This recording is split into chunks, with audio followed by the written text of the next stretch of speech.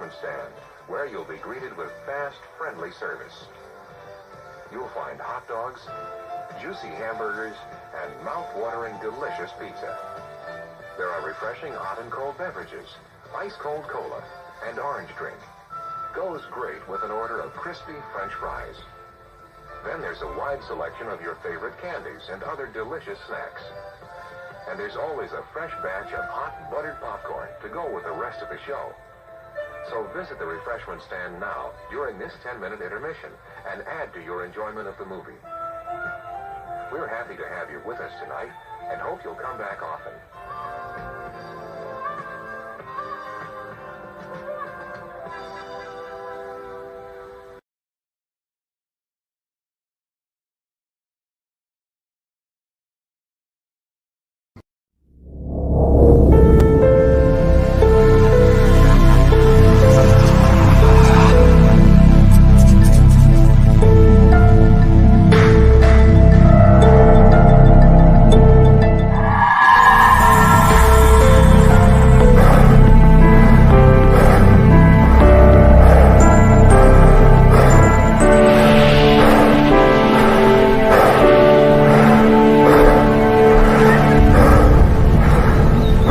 Because I am agoraphobe and you are not.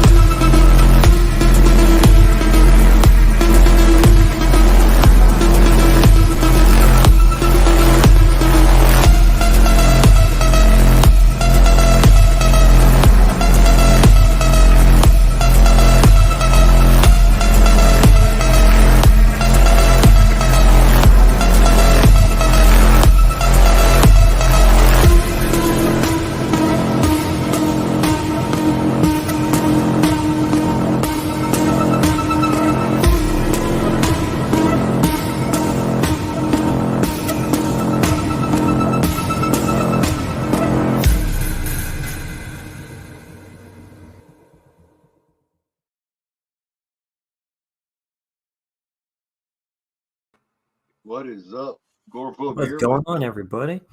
Good to see you once again, man. You're becoming pretty much a regular here on Extreme Theater, man. Love it. Yeah, love it. Thank you for having me always. Well, definitely, man. Yeah. Yeah. Ken looking at us right now. Excellent. Thank you, everybody. Blissful, what's going on? Man, what's happening? Blissful's in the chat too. Excellent. Yeah, Jason's here. Coolest Jason on YouTube.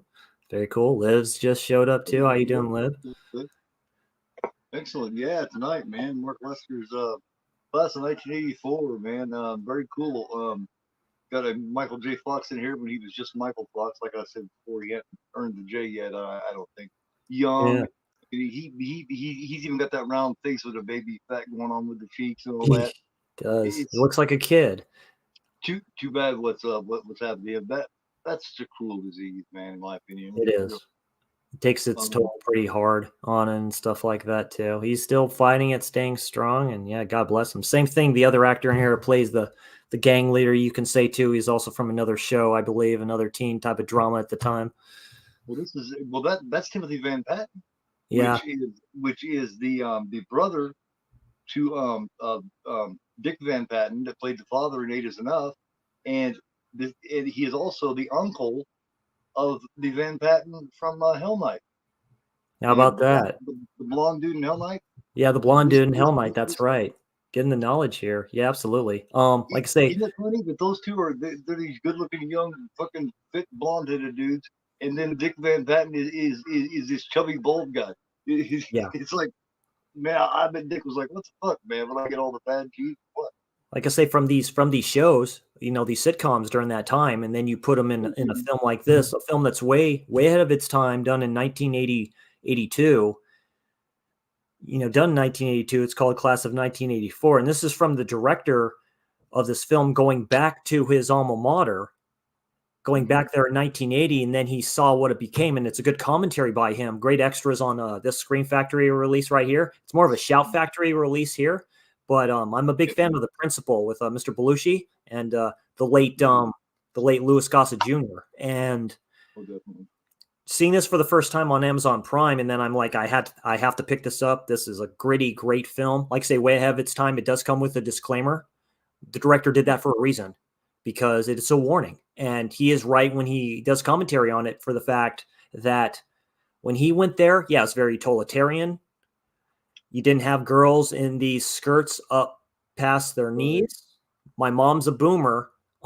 She can say it. They wore poodle skirts back then, but it was very totalitarian. You weren't allowed to have your hair a certain way. There was dress codes. Not anymore. And this film was way ahead of its time to show that.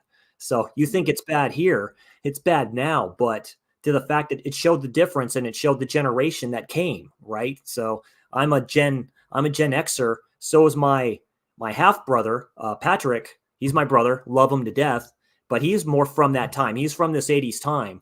I live in California. He came from Oakland to live with my dad and my mom. And this is a cowboy town here, and it's the same type of situation. You wear black, you wear Raiders black, you're going to get effed up big time. And it kind of showed the environment here. That's what it is. It's the Wild West in these schools. So, yeah, this is a very good, almost Grindhouse type of a film. So this is perfect for this extreme theater, in my opinion. Oh, definitely. This was banned in several countries when it came out. It also stars Perry King, which stars as Andrew Norris, and he is from the Lords of Flatbush, which is a very early Stallone and Henry Winkler film. Mandingo, which is a very good film, but a very hard film to watch if you've ever heard of it. And it also stars Roddy McDowell. Everybody knows who that is. He was all the way back to Cleopatra. He's a Planet of the Apes films, Fright Night movies, the very first Night Gallery episode. Very good actor. Yeah, he's a class all into himself, really. He has the best scene in the whole film. He does. Great acting by him. And as Patsy, which is Stigman's girlfriend, is Lisa Langlis. She was in The Mist, Deadly Eyes, Happy Birthday to Me, Phobia. So she's got a horror pedigree to her too, man. I always say this, I recognize faces, not names. So yeah, I remember seeing Happy Birthday to Me quite a way back from this. And like I say, they come from another slasher I plan on watching. I think Night Screams has a person in from 8 Is Enough as well. And, you have these TV actors and actresses coming into their own in these gritty films. So it's really, it's really cool. And a couple weeks ago, we were talking about Canadian films. This is a Canadian film. This was shot in Toronto. That's right. Michael J. Fox is from as well. And the original story writer and the screenplay writer of this is, of course, the great Tom Holland, man. Yeah, the great Tom Holland. He never Psycho 2, Child's Play, yeah. Always like I say, all-star cast before you kind of knew who these heavy hitters were. So just getting into their own, a new decade. this is, my all-time favorite decade for slashers, really for horror in general. I mean, but this comes off of the scales of 70s films like Death Wish, those Last House on the Left. You have these gritty films. Death Wish 2, very gritty, very hard to watch. Yeah. Right after this one, like you say, in 1982, after this, you had shit like The New Kids, Tough Turf.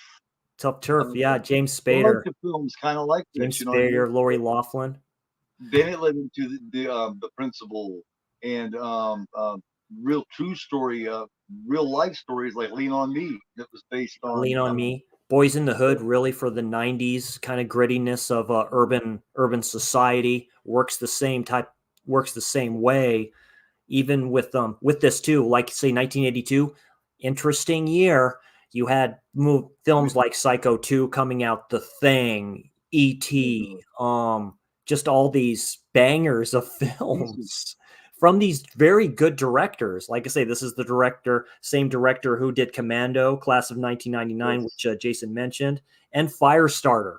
And I really like Firestarter as a film. So do I. A lot of people.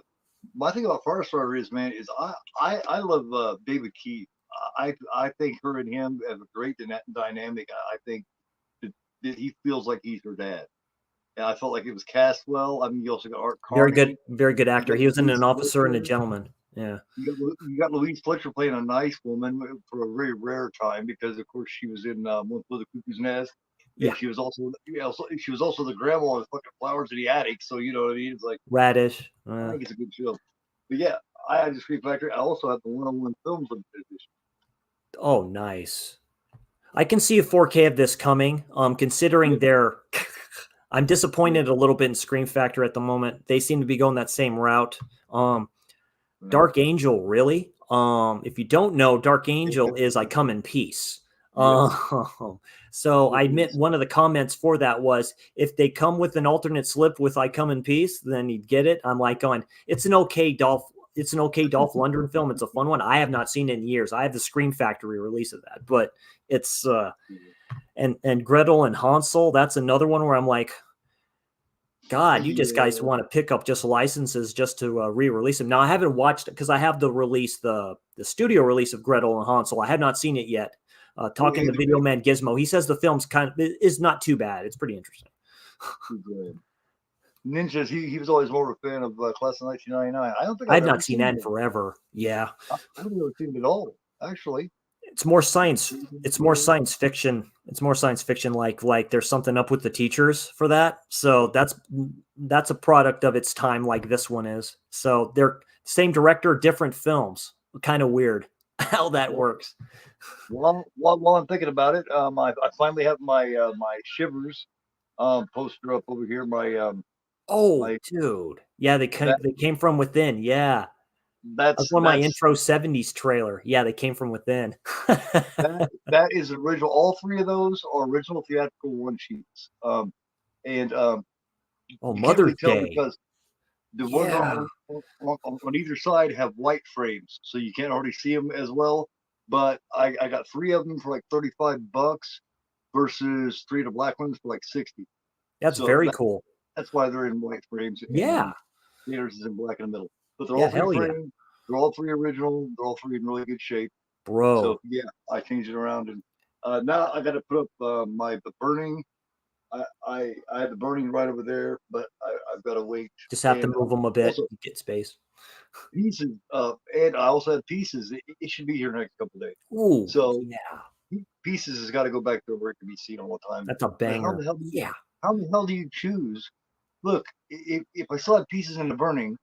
Yet back there I got Mother's Day scanners and Shivers. What the fuck do? I don't got enough walls. That's a badass one of scanners. You can't beat that one of scanners at all. At all. That picture is so good. Yeah, that's literally like yeah. Yeah, but that's kind of what I spent the morning doing. What's going on, Austin? Arguing with a friend of mine. Yeah. You know how I am with my friends. Welcome to the movie room, the horror room. Yeah, absolutely. Hey, Austin, what's going on, man? I totally agree with what he said. Yeah, definitely. I'd rather have a 4K of Class of 1984 than what we're getting right now from 4K. Other than Killer Clowns, because I never owned Killer Clowns, so that might be release of the year. It might be that might be the release of the year horror wise. It might be. So. The Street Factory looks good, but I prefer the way this looks. Of course, this is a regional. Oh no, that's a great slip. Yeah. And let me be now the transfer. Hold on a second. Let me put these out. I'm not sure about the. Hold on. Let me see what we got here. Transfer. It's a 2K transfer on this one. Okay. I don't know if it says that, but it's probably yeah. Hold on. It's a good transfer for what I see on a basic 4K LG TV. It looks good on it. So. Well, what kind of transfer it's got? It's a good one. You know.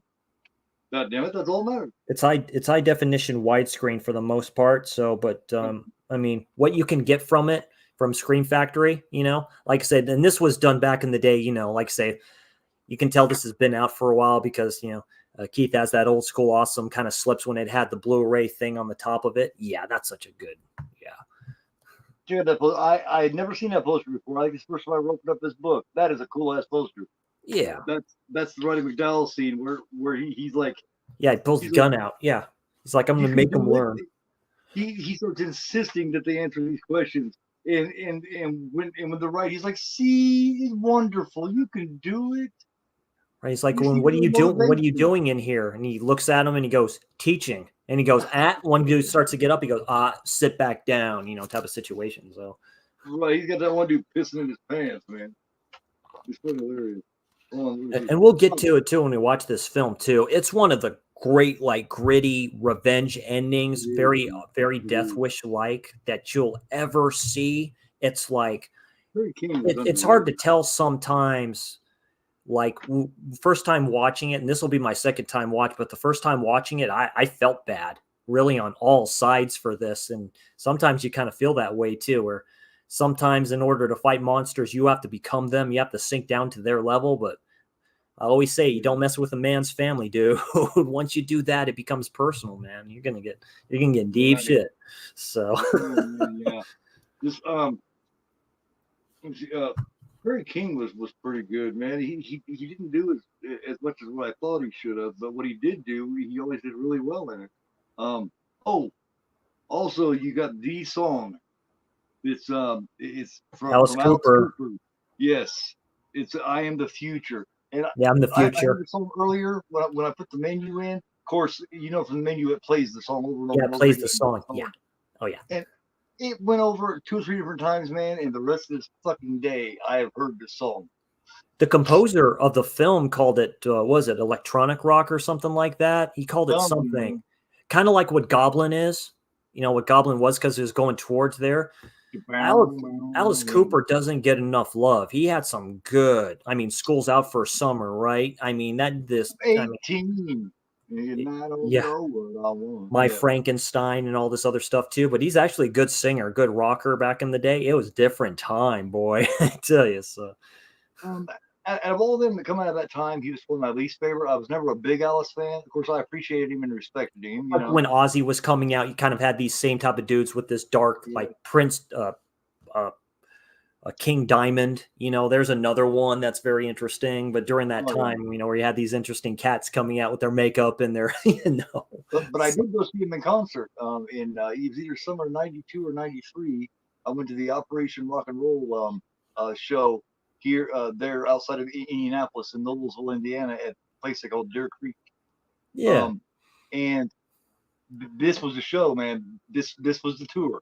It was Dangerous Toys, Metal Church, Motorhead, Judas Priest, and Alice Cooper. That was Operation Rock and Roll tour. That's a concert. I would have liked to back in the day if I was old enough back in the day to see Judas Priest. I have appreciation for those early 80s rock groups like Iron Maiden. It's too bad Mikey's not here. He could dive into that pretty quickly. Because my high school sweetheart was an Alice Cooper fucking nut, man. She loved Alice. So, in other words, we was going to the Alice Cooper concert. Like a groupie. Yeah, like a groupie. Yeah. We was going to see Alice Cooper when he came through here. I didn't have much to say so about it. But since I liked Priest and I did like Motorhead and I did like Dangerous Toys and I did like Metal Church, okay. Yeah, Judas Priest, Turbo Lover.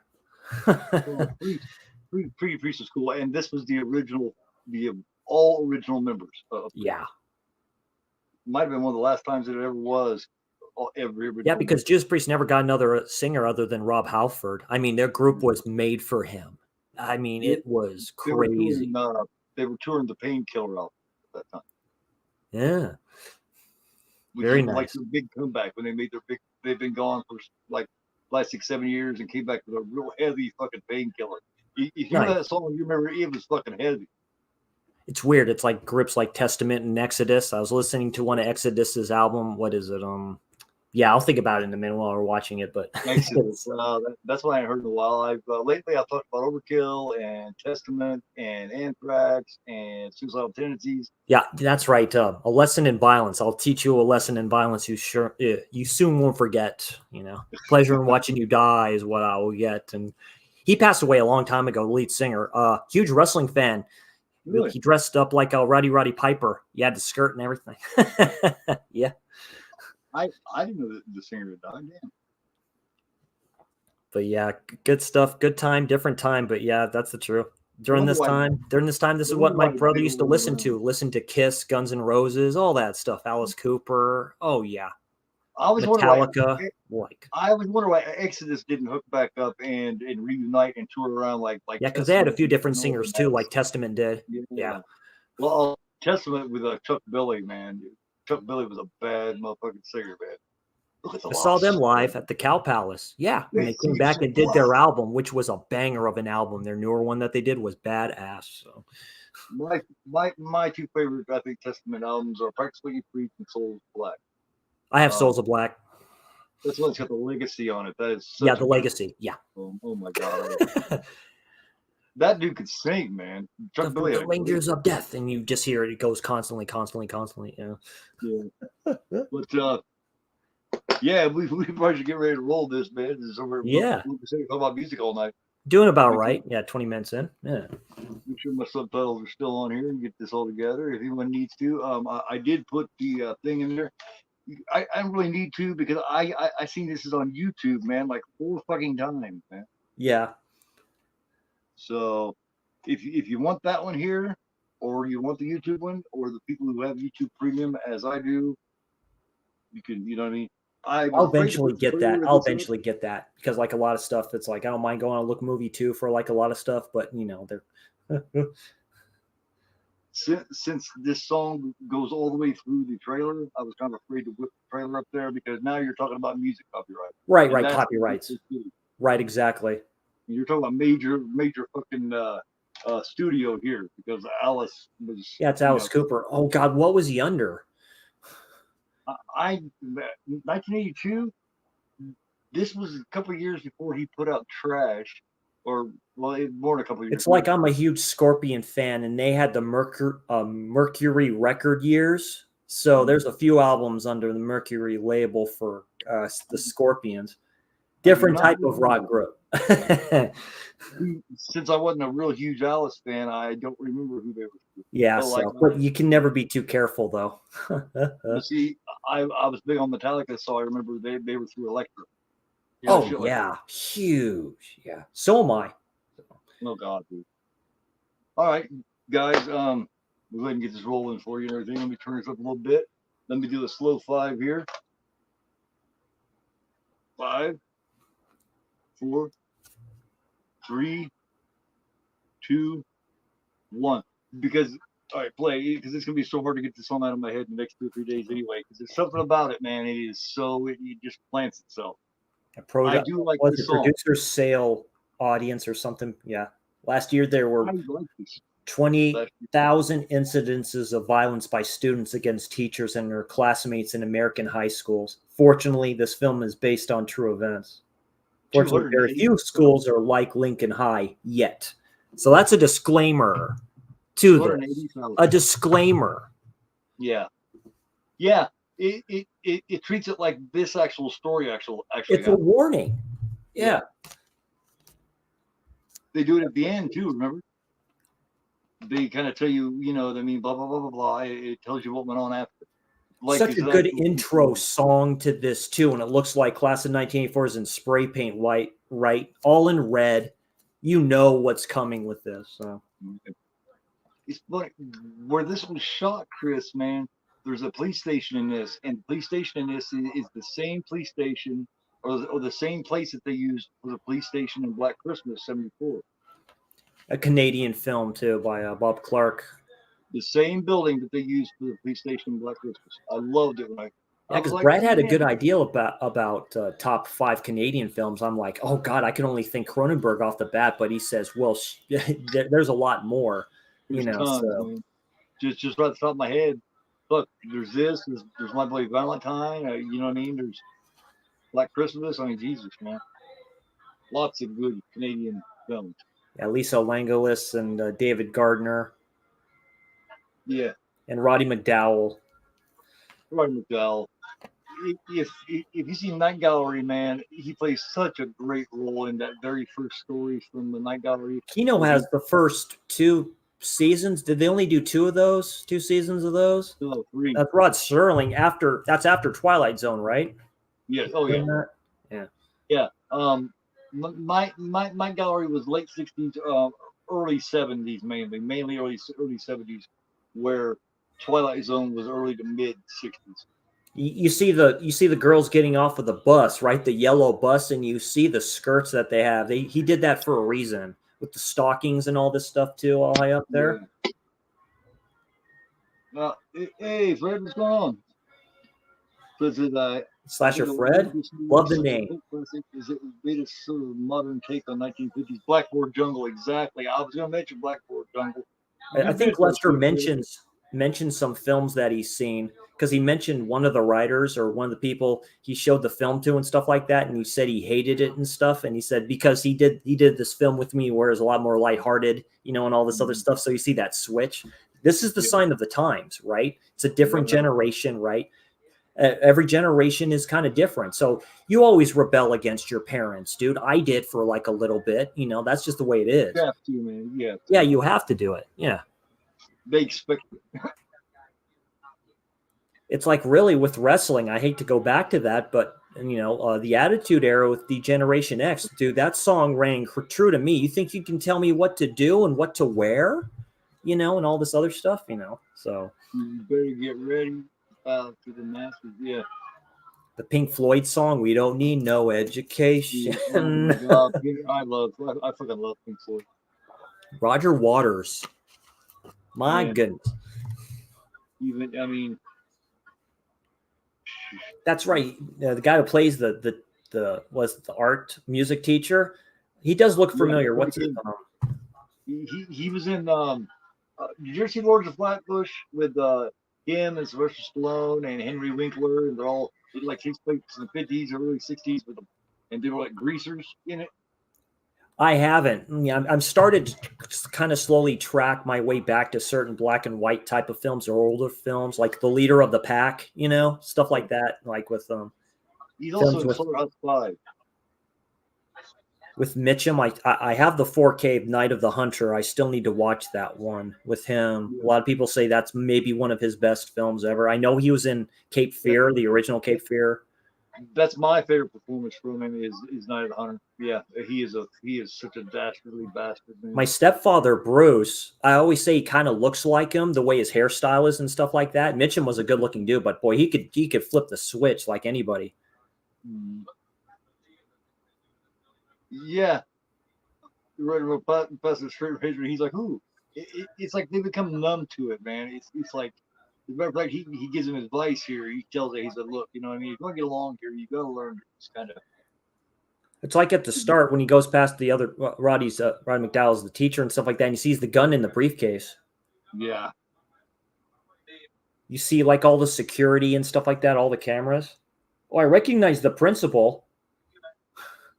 Yes. Let me see. Hold on. That old school air conditioning unit that's like right next to him. Or yeah.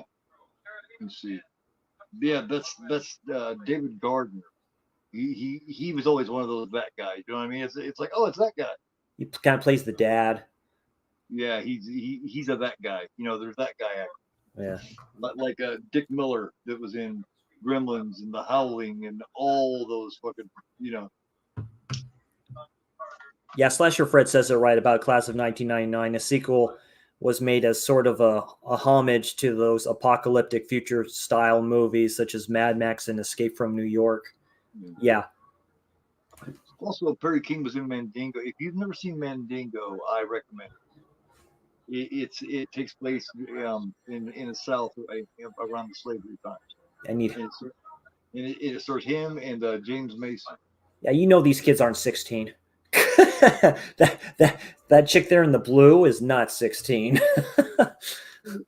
Is it because they just cast somebody too old, or is she just supposed to have been there for a long time? It works though. It works. I mean, they're good character actors. Well, especially for a film like this, like a lot of these people have been in high school for like 10 years. You know, they're like Ben Wilder. Yeah, there's Michael J. Fox right there with the was it saxophone? Yeah, and there he is. This dude, the main guy, is the brother of the dad from The Eight Is Enough. Now you talk about looking completely different. That's 10 feet. Yeah, kind of like an age difference. But you know what I mean? Well, I mean, I don't think Dick Van Patten was ever, you know, quite as pretty as that, man. And Dick Van Patten's son was pretty too, and the blonde-haired dude from Hellnight. The dude with the big muscle and stuff like that throws something on the table and stuff like that. He goes, "Is this yours?" No.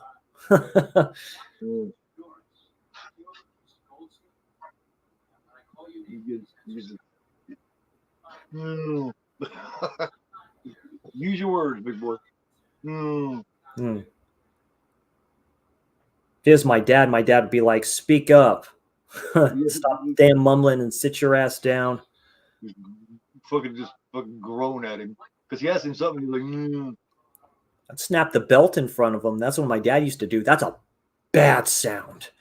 Yeah. Oh, snapping of a leather belt, dude. That scared the bejesus out of me. Get your attention, yeah. That's for sure. Like He called her the D word too. That's right. They didn't care two shits about her.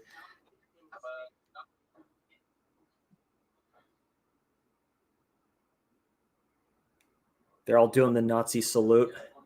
Yeah. Well, he was good. He immediately seeing the issues and the problems with this fucking class here. Like me. Yeah. They'll just do this fucking yeah. Pretty much tells you all you need to know when they stand up and do a Hitler. Yeah, what's your name? Elizabeth Taylor. Yeah. Damn. Just disrespectful, man. Yeah, what's the matter with you? What's the matter with me? Yeah. He is disrespectful little shit. Does a good job with that. And the thing about this is this group it's not just the main guy that's the bad guy and everybody just kind of does what he says. Everyone's a prick. Yeah, everyone's a prick. Well, it's when they introduce the parents too that don't seem to have a clue. Some of them do, other ones don't. But what can you do when they get to that age, right? When they're kind of like powerless to it. Yeah, when the mom's saying my boy is special and everybody picks on him, he's like he doesn't need that or something like that. He doesn't need, you know. And he's the biggest sociopath in the whole fucking movie. It's like, yeah, he's a sweetheart. Yeah. Help me! I'm just a kid. But I love the one thing I love about this is one of the first ones that showed this where the main bad kid is you know, he's law breaking fucking degenerate, but he's also very talented and very smart. Yeah. I liked that. He talks about it. That's where you kind of feel for the character like a little bit because he has those leadership skills. I think the teacher he'll kind of tell him that. Like, you have talent. Why are you just doing what you're doing? He's like, you don't know me. You don't know this. So yeah, remember he sits down at the fucking piano and plays shit that the teacher probably can't play, you know? Right. You know. That's what I kind of like about it, because there's another layer to the characters. Yes. Oh, you got to have, man. You can't have single layer. You can't have one dimension character. One kid with the awesome Sticks shirt on. Babe, I believe you. Yeah. It's fucking Moon River, and it's definitely doesn't exactly sound great.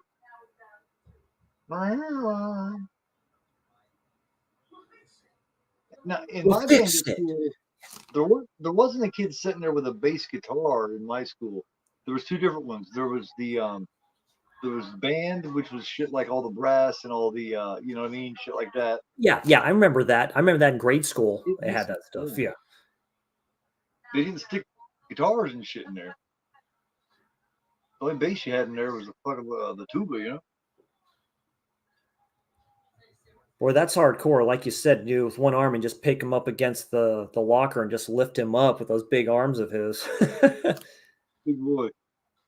Yeah, the one drug dealer that's all giving the shit to the ladies. They chase him now.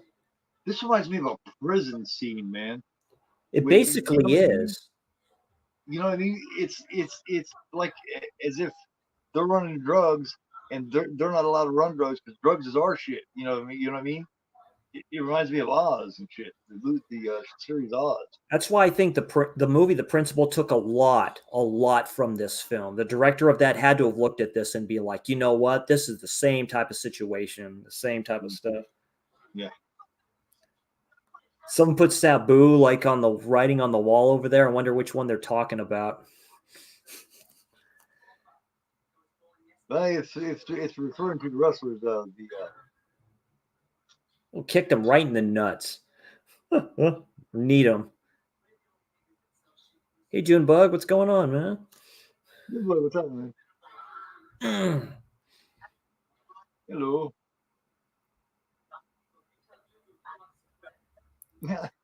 Yeah, gangs going against gangs.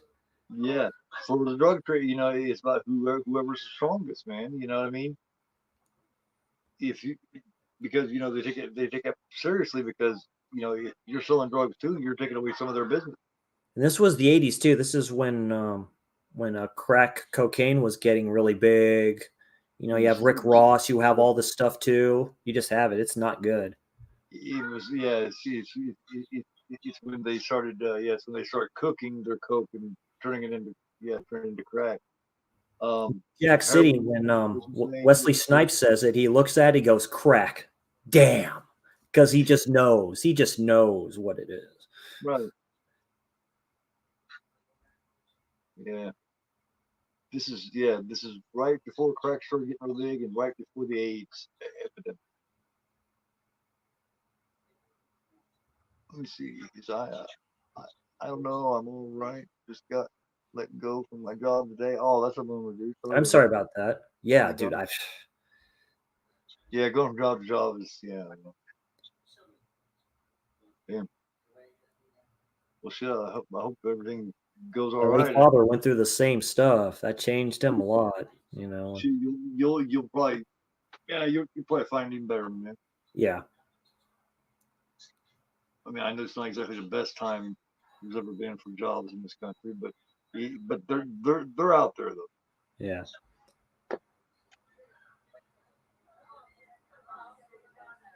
Roddy McDowell, man. I remember when he died, man. It just blew me away. I was like, wow, really? Oh yeah, they all ride up on his car. Yeah. Teachers suck. Oh, see the bike rack with all the old 10 speeds? Yeah. Back when they had the curve tank, all of them had Yeah, the curve. instead of the mountain bike handlebars. Yeah. These nice houses he goes to, kind of right next to each other. They almost look like townhouses, but they're not. Yeah. Like, one of the things I like to see in these old shows is I like to see all the old cars because I was 9 when this came out, and I remember when all the cars looked like this. you go back, you kind of go to your white picket fence type home and stuff like that, and then boy, that just switches off real quick. Yeah. Yeah, she's really pretty. Oh, the wife. Yeah, Yeah, she's also she's pregnant. she's one. That's Marilyn Ross. She's also one of the producers.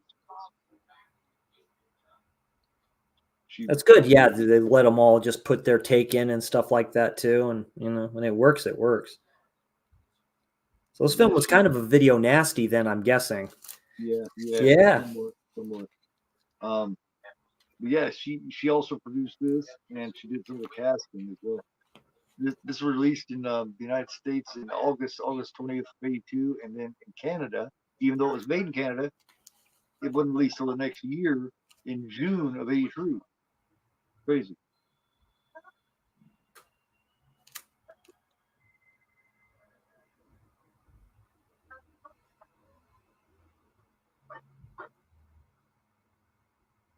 This is when they're all like just underneath the bridge, getting ready to do their business with the other gang here. You can kind of think of like a rated R version of West Side Story. You see this. They're a very racist group, they are. Oh yeah, they both are. Like I say, they're white supremacists, really. Right. Yeah, they did the like part of that punk generation want to be skinheads. Mm-hmm. He has a knife and all this shit too. Yeah.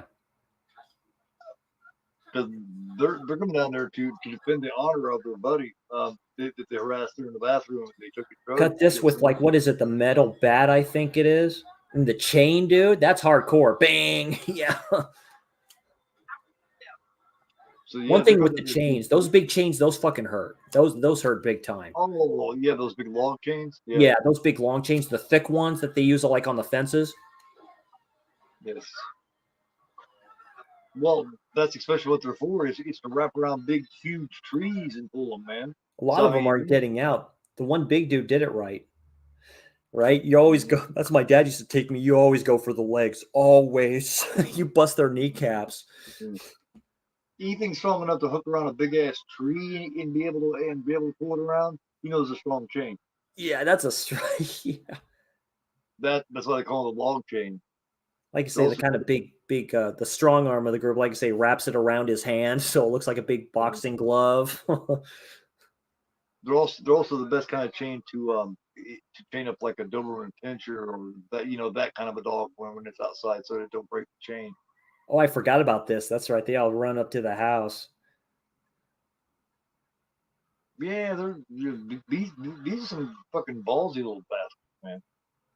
Nice cars. Being in control, nice convertible. In control. This is the first guy that's ever challenged them like this. Yeah. He actually has the nerve to say, "Yeah, I don't think so," and they don't like that shit. Yeah, what'd they do? Spray him with something? Yeah, it's something. Oh, it's like pig's blood or something. Yeah, they sprayed him. See, he doesn't get it yet, Mr. Norris. He doesn't get it. No. Yeah. He doesn't get exactly what he's dealing with yet, or he wouldn't have stuck his face down there.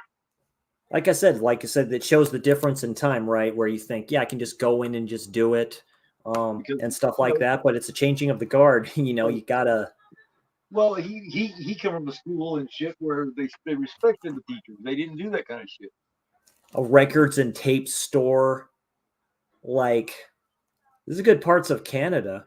I mean, during this time, imagine going into a place like that during that time that has like VHS and records and all this stuff too, dude. Oh man, I totally remember. It was so cool. Yeah, they go to the concert. That's pretty good. You had a record racks here, and then a wall behind you was like sets. And yeah, of course, this was pre CD. So this is the punk generation, boy. It's just like I loved when albums started becoming popular again a few years ago. I was like, yes. Mikey's gotten me back into like trying to get these other Iron Maiden albums that I don't have, like their first and their second. So I have like a huge wish list of Amazon, maybe trying to find them other places. I'm like, shit, I only have like a few of those, man. Yeah. With the singer before Bruce Dickinson, even, damn, yeah.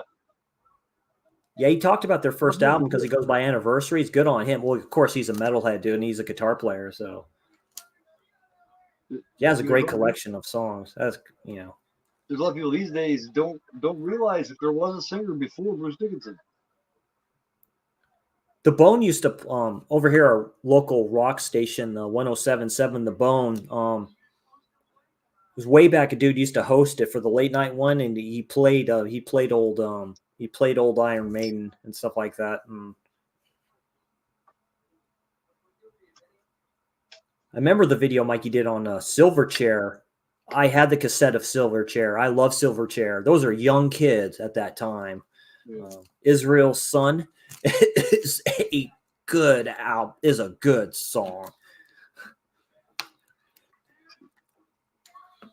The time for voting is now officially over. I will be counting them up, and I'm going to go live tomorrow at about 6 o'clock in 6 p.m. Eastern time to announce the winner. Excellent. All right. Thank you, everybody, for voting for whoever you voted for. A great cast of nominees, including myself. All great channels. Check them all out, dude. All for the love of horror. And, dude, yeah, let's go. Like my old show title's name was For the Horror of It. Yeah. Yeah, for the horror of it. Yeah. That was the title of one of my old shows that I did on here. I also did one before that called And Horror for All. That old school, what I call it, this giallo knife there. It looks like an ice pick type of a knife. He's all twirling it on the thing, all testing out the cocaine. Yeah. Oh, that hair looks terrible. She looks like a damn rooster. She looks like one of the members of the B-52s. You know what I mean? Nice. Do you remember the B-52s? Yeah, I remember that. Love Shack and all that stuff. Yeah. The two chicks had hair like that. Huh? Oh, yeah. She strips. I forgot about that. Yeah, and the chick likes her. So, it's drinking the booze. She likes her. So, yee. Full frontal. Did I get the job?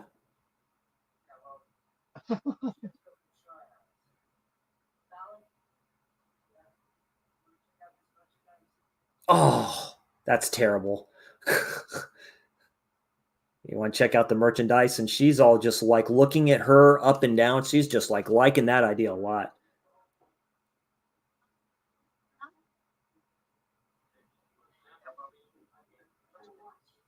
I want to watch. You have to go through tryouts. Yeah, I want to watch, boy. And he just like smirks with it. He's like, okay. Yeah, they're used to just controlling and doing whatever they want, however they want. At least anybody having the nerve to say no. Like they should have been saying, I'll watch.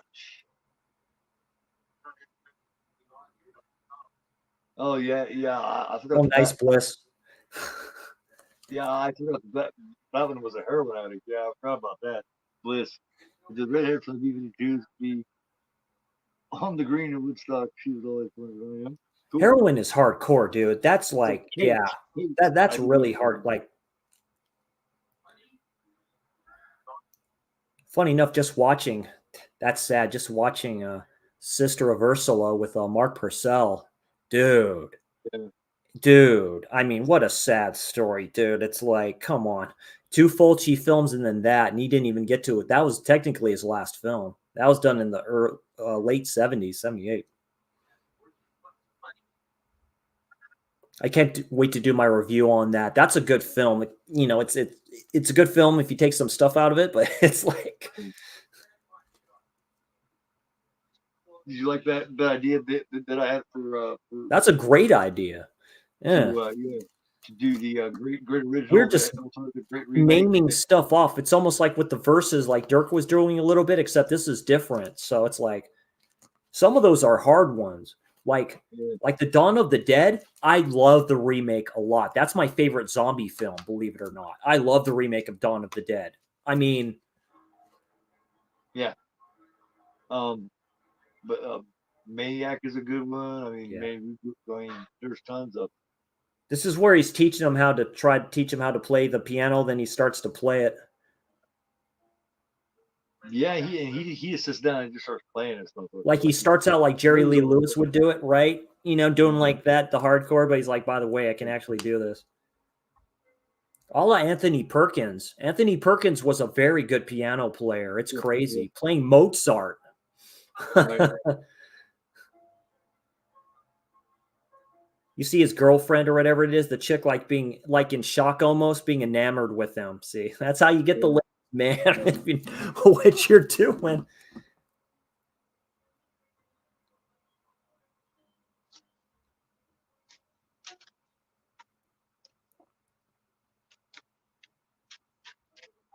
Let's see. It's crazy. It's like he's trying to get his respect or something like that, but he can't get it. Almost like he's a father figure to him, but he can't get it. That shows me a lot. Yeah. Like, you know. Yeah, because it's important for him to tell him that he's got the gig. You know what I mean? Yeah, because he asks, do I get the gig? No. Oh, yeah, that's right. The rabbit. That's right. The damn rabbit.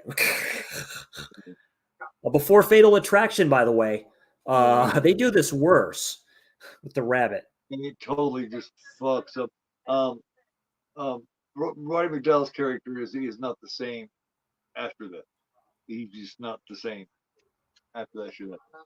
That's a different time. Like when the director said he was a professional and all this other stuff too, so it's done really well. Yeah.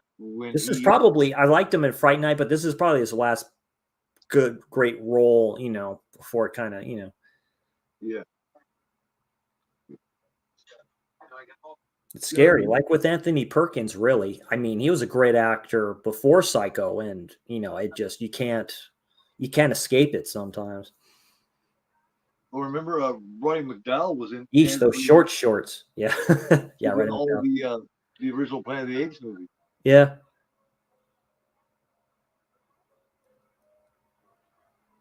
Even with people like Gary Busey, who played Buddy Holly, I think that was his first film. I think.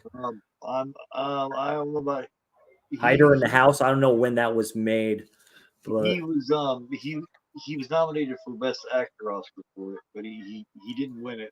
I don't think it was his first though. He did a lot of good stuff, man. Yeah, look at Michael. Look at Michael Fox. He looks, the kid he's talking to looks familiar too. So a lot of interesting players. One of my favorite Gary Busey roles was Mr. Joshua, the original Lethal Weapon. I loved him as Mr. Joshua. You know what day it is? It's fucking Christmas. Yeah, yeah, he said, yeah. Want a shot at the title? Don't mind if I do. I stole that. I so stole that. I will still tell a motherfucker that. It's like, well, I carry an unbeaten record. Would you like to start the title? Yeah. Oh, yeah, I stole that. Don't mind if I do. Yeah, it's like, yeah. That's right. Was it General McAllister? He also did a film called Carney, an earlier one with Jodie Foster. The scene in, what is it, that one with Ice-T and stuff like that? He talks about the dog that his father got and that his daddy got him. Oh, that's right. He goes into the bathroom here. Dude, look at that shit. That shit needs to be cleaned up big time.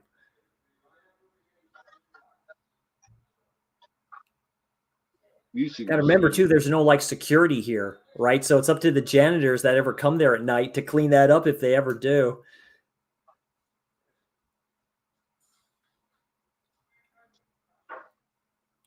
Yeah, see, they know him as Mr. Norris now, and they're hardly ever around his class because they don't have his class, right? So, but they know him because his ass is always just he's stuck in everything they're doing. He's a pain in the ass to them. Yeah, he's checking to see if they flush drugs down the toilet and shit. Yeah, he takes it upon himself where everybody else turns a blind eye. He doesn't. There's almost like a respect to that at the start, right? Because they're thinking, oh, maybe we shouldn't do this, right? Because it's finally somebody that's telling them authority, being an authority figure to them, you know. Well, he came from a bad neighborhood. I don't mess with it. That's funny. Michael Fox saying, I don't mess with that shit, Mr. Morse. Yeah. See, Mr. Norris comes from that neighborhood, and then he ended up getting out of that shit and out of the crime he was doing, and then became a teacher instead. Because remember later, this Mr. Norris could fucking hotwire a car in like 5 seconds. Oh, he does some sadistic shit like Saw, John Kramer type shit. He lures them in. This is so good.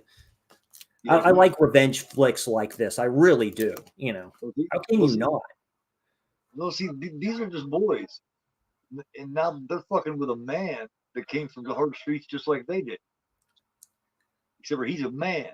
It's because of films like this, you wouldn't get, like I say, the principle. You would not get 187. 187 needs a better release with Samuel L. Jackson. That's my favorite role from him. He is up. No? He does not mess around in that.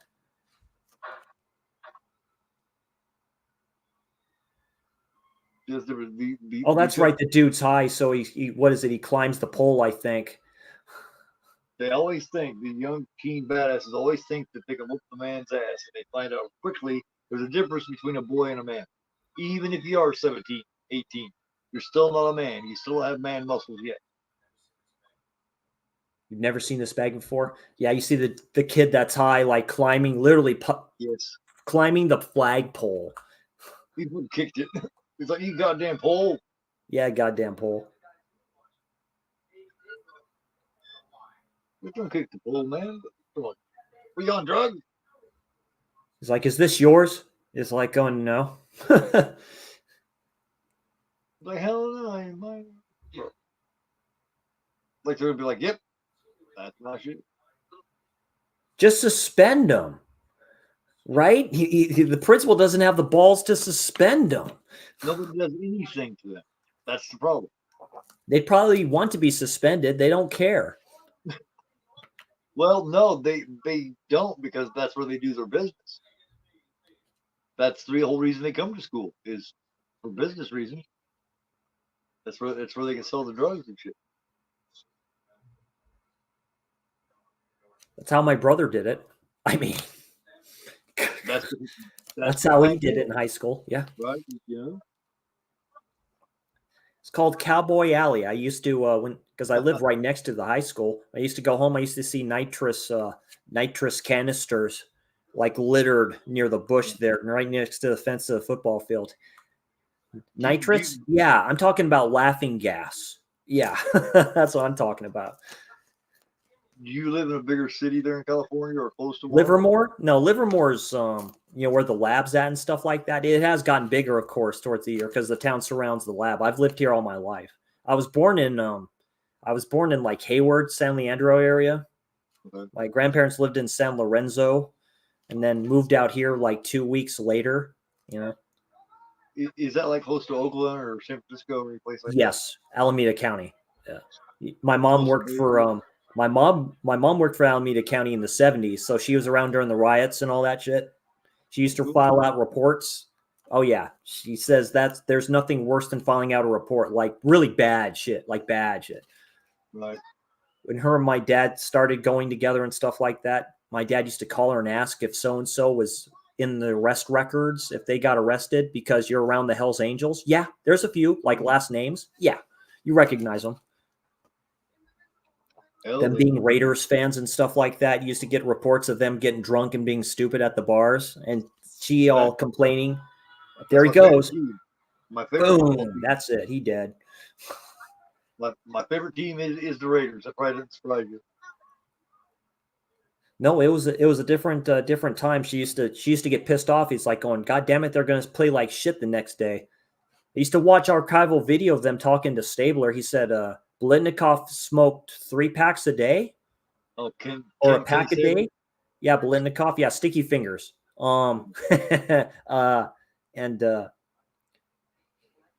Because he'd get nervous before games, and he said he used to hear him. He'd go into the bathroom, into the stall, and just throw up and just regurgitate that shit, like just go like that. Okay, I'm good to go.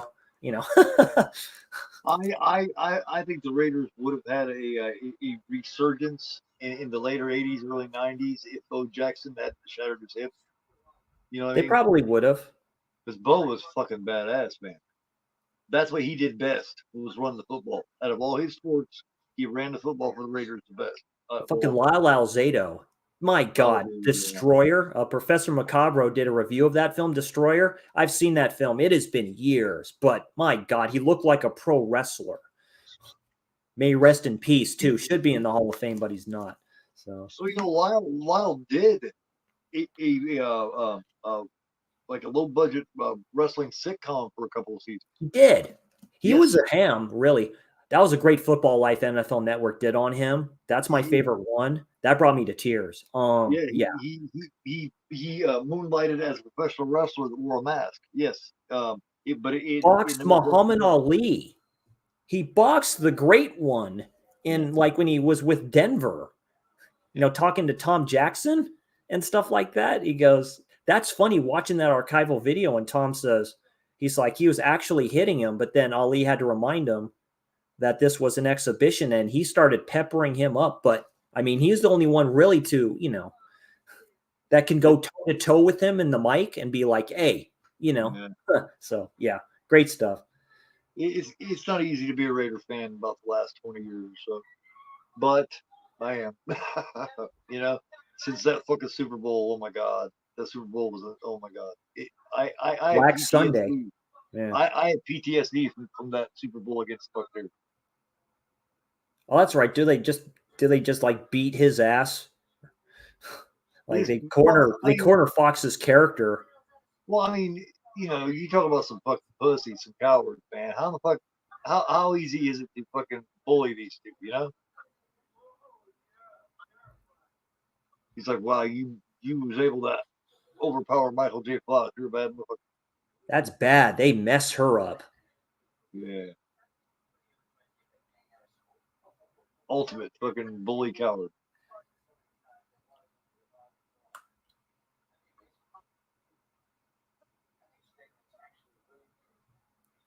Yeah, when he talks about when they're talking in the car and he says, you want to know what? I actually think Stateman's a really good kid. I think he has talent. He's trying to find it, wants to reach him, right? You want to do that.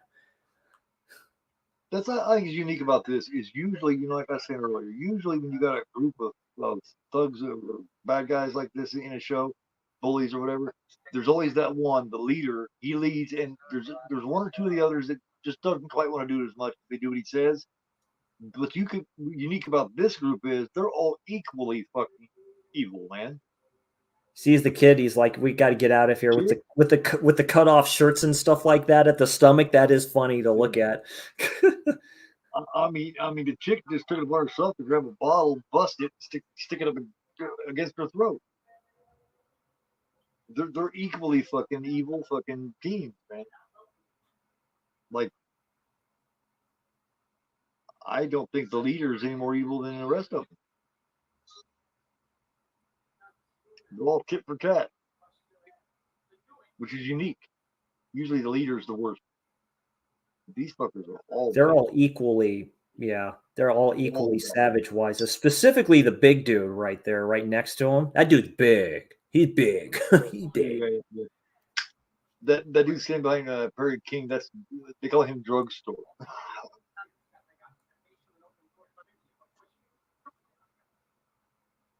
He's all schooling him a little bit on how the wall works too. You got Stegman, Patsy, Drugstore, Barnyard, Fallon, and Reject. That's right. I think he puts a knife out on the other teacher, Roddy's character. Yeah, he slices his hand a little bit. The big boy's Barnyard, I think, isn't he? Yeah.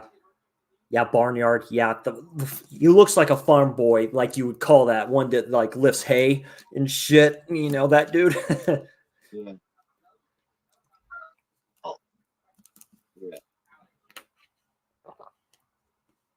I deal with this shit at my store. I deal with the young punks. So I had that issue. I took that post down, by the way, people, that I put up on YouTube because there's no place for that. But yeah, that kind of. I didn't see you. Yeah. Yeah, I missed it. Oh, the other day when you was frustrated. Yeah. That happens, man. I do that same shit, man. I got under control now. Yeah. Now all I put up there is my just the content that's supposed to be up there. I'll never put real life into this and stuff like that. I just go with what I was taught as a kid by my father, man. Yeah, I don't lose that fight. You don't ever lose those fights, ever. Yeah.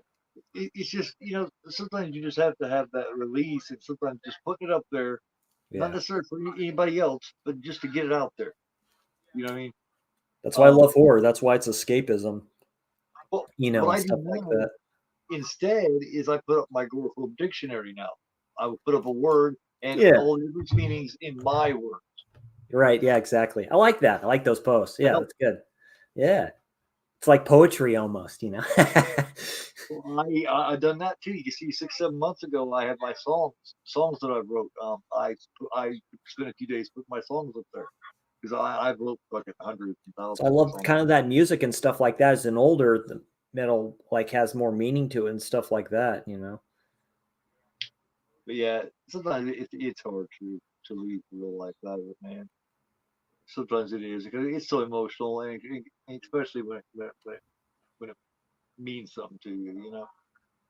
Oh, that's right. They come up to their house while they're sleeping and shit. They're right out there. Oh, that's right. That's the first thing I did is find out where that motherfucker lived. It's like, Yeah. all right, now, motherfucker, That's where you get come armed to my house. security there, get cameras and shit, but not back in this day. Oh, they're gonna fuck up his car. Yeah, you start coming fucking around my house. Not now, I'm gonna hurt It's a warning. Yeah. you. Yeah, that's what they're doing. They're coming out to fucking warn you. It's like, The fuck chick you. the chick that plays the dude's girlfriend, she's really cute too. She's really cute. She like Yeah, yeah. yeah, there goes the car. Boom. Which they're not supposed to do that. Well, I think they put Molotov Lisa cocktails in was. there, but Yeah, and right after this, she was in a line of horror films with Lisa was. yeah. Like I said, Deadly Eyes, The Nest, fucking Happy Birthday to Me, The Nest is even I Phobia. remember her in Happy Birthday to Me. The Nest is based off the book. And I have that Paperbacks from Hell line that Valancourt Books did. Yeah, it's based off the book, The Nest. A Now, cheesy 80s tropey, awesome, gross film about now, bugs. now, Phobia is a little more. It's a little more harder to find. You know what I mean? You Oh don't see it yeah, around. phobia. Oh, arachnophobia was. I hate that film for all the right reasons, man. The only fake spider is the main one that you Spiders, see in yeah, there, the big sucker. That's the only fake spider. Every other spider in there is flipping real, dude. God. yeah, yeah. I seen that once when I was he was either a teenager or young. I think not. No, I think I was just a young man, like in my Yeah. early 20s. Yeah, The scene in yeah. the rainforest where they're killing all the effing butterflies, that's real cute. And then gets in Because the trailers dude's and shit play sleeping with it like it bag. was a comedy. They play off like it was a comedy, and you find out Yeah. it's not a comedy. Yeah, you see them all like floating down from the sky, and you're like, Yeah, dang, that's messed up. Because they're doing samples, and the one dude and it gets in the dude's backpack or the sleeping bag. I'm like, oh yeah, no. yeah. There it is. There's a police station from Black Christmas. It shows You're outside. right. You're right. It is. It's the same one. It sure is. Same building. Like the inside too. You know what I mean? I do believe all of it is. Yeah. I So think around that same area. Yeah, around that same area. I think they said it was never a police station. It was like a city hall or some shit or something like that is what it actually was. I used to know this back when I studied up hard on Black Christmas. I used to know everything about Black Nice. Christmas. That's What cool. about Yeah, that you can see after seeing this a few times. That's why Dirk does it too. He'll like for streams with Darren, he'll rewatch the film again if he has time. You know what I mean? And you yeah. just see stuff that you didn't see before. That's really cool. I've noticed that watching Friday the 13th so many times. I notice it. Yeah, I was like going, that's kind of cool. I'm like going, oh, I didn't see that. I'm big on Black Christmas, man. The original Black Christmas. I think it is a study in horror atmosphere. It's a proto slasher, really. It's the first POV one, kind Yeah, of, really for the yeah. most part. It has got the Mountaintop Motel also is a great atmospheric horror film. I have the DVD on my wish list. There's a few DVDs I have my wish list because they're cheap and they're new anyway. So it's like I have no problem with those. There's a If different you for those anyway. if you can actually accomplish atmosphere, Oh suspense, yeah, they stripped the rabbit. Oh, that's what they did. Like yeah. Hellraiser, dude. Watch the look on Roddy McDowell's face, man. He plays it so well. The look on his face just looks like he's in shock when he sees it. Literally like it's horror. Yeah, he. Yeah. He can't believe what he's looking at. Yeah, because there's blood everywhere. He doesn't understand, you know? He doesn't get it. Why they would do this. He's like, no. Yeah. But because he's thinking from the mind of a regular fucking person with empathy. And they don't have him. He says, no, I'm all right. They are a group of sociopaths that found each other. Period. I am perfectly all right. They are all sociopaths, the whole pack. No, that's messed up. That's serial killer starter kit right there, really. That's what that is, right? They start with animal. That's what I'm saying. From the chick to the main guy to the barnyard to all of them. That's what makes American Psycho a masterpiece, even though that's messed up with the homeless dude and the dog. That is really messed up. That is really extremely messed up. It's like, but my favorite scene in that whole film is when he's got the hooker and shit in there. Oh, wow. He just goes right in the bathroom, too. I forgot about this. He goes right there. He's daring him to hit him. And he's looking at himself in the mirror, fuck the prostitute, and he's posing, and he's going, yeah, and he's going at it, just posing, he's all happy with himself. He's like, yeah, all that bullshit you tell me is all fake, huh? He's like, yeah, he's going tit for tat with them. This is pretty good, but he's like, yeah. Well, yeah, he's from the same kind of streets, man. He's a rough motherfucker. Except, like I said, he's a grown man. Oh, man. Yeah, he just slammed his head up against the mirror. That he's such a manipulative bastard, this kid is. He does that to almost prove his like animals do it, right? Yeah. They do it to like gorillas and shit. They do that to because right on the sink. And this works. This works. It completely destroys this teacher's credibility. Because it looks like he beat the shit out of him. And they seen him snatch him up and throw him in the bathroom, and the next thing you know, he's all bloody and shit. Oh, that's good. Yeah, he sets him up. Oh, yeah. Yeah, he sets him up. That's right. That's pretty good. He's smart, man. Tried to kill me. Yeah, he plays because he does a good job of playing off being all innocent, being pitiful, you know? Like at the very end, how pitiful he acts. Help me, please. Look what he done, man. Yeah, he actually has the detectives there, you know, like saying it's outrageous. No, it's not. What they did to the rabbit, dude. What they did to the rabbit, that's prison time, really. That's going to jail straight up. Yeah. Maybe not back then. If you're a teenager, you got some trouble. But the cruelty to animals has really picked up the last 20 years or so. Like I say, the laws were different here too. I mean, with kids and stuff like that, and they're still kind of doing lenient with the new laws that they have for like juveniles that are sentenced to life in prison. Yeah. And now they just will not tolerate you. No, they will not. Oh yeah, zero tolerance. I totally agree with that. Well, they know what it leads to, number one. Number two, animals are considered on a much higher scale than what they were 40 years ago. Like 40 years ago, they were treated like they didn't even have like animals couldn't even think right, you know? Yeah, culling and all this other stuff too, like how they used to, you know, like the industrial, like with eggs and stuff like that with chickens. They used to shock the hens to make them lay eggs. That's brutal. Yeah, they used to act like animals didn't have feelings. Yeah. Animal Farm. Just read the book. Right. Or watch the film that they did, which is actually pretty good. What are they watching here on TV, by the way? I mean, they're watching some. I don't know. You're about a minute ahead of me, I think. Okay. It's like he's all sitting on the couch in his nice house and stuff that his mom has and stuff like that, and he just don't give a shit. Well, of course, because he's got mom. Oh, I remember. I can't remember the name of that film, but that dude's name is Margot. Oh fuck, I can't remember his name. I wonder if that's the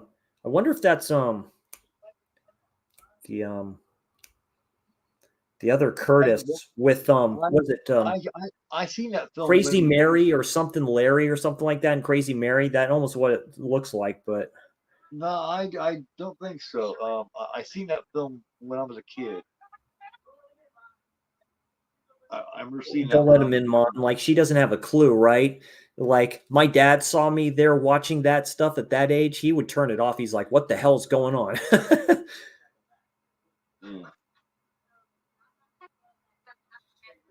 Haven't you done enough damage? It's like, get him, Mom.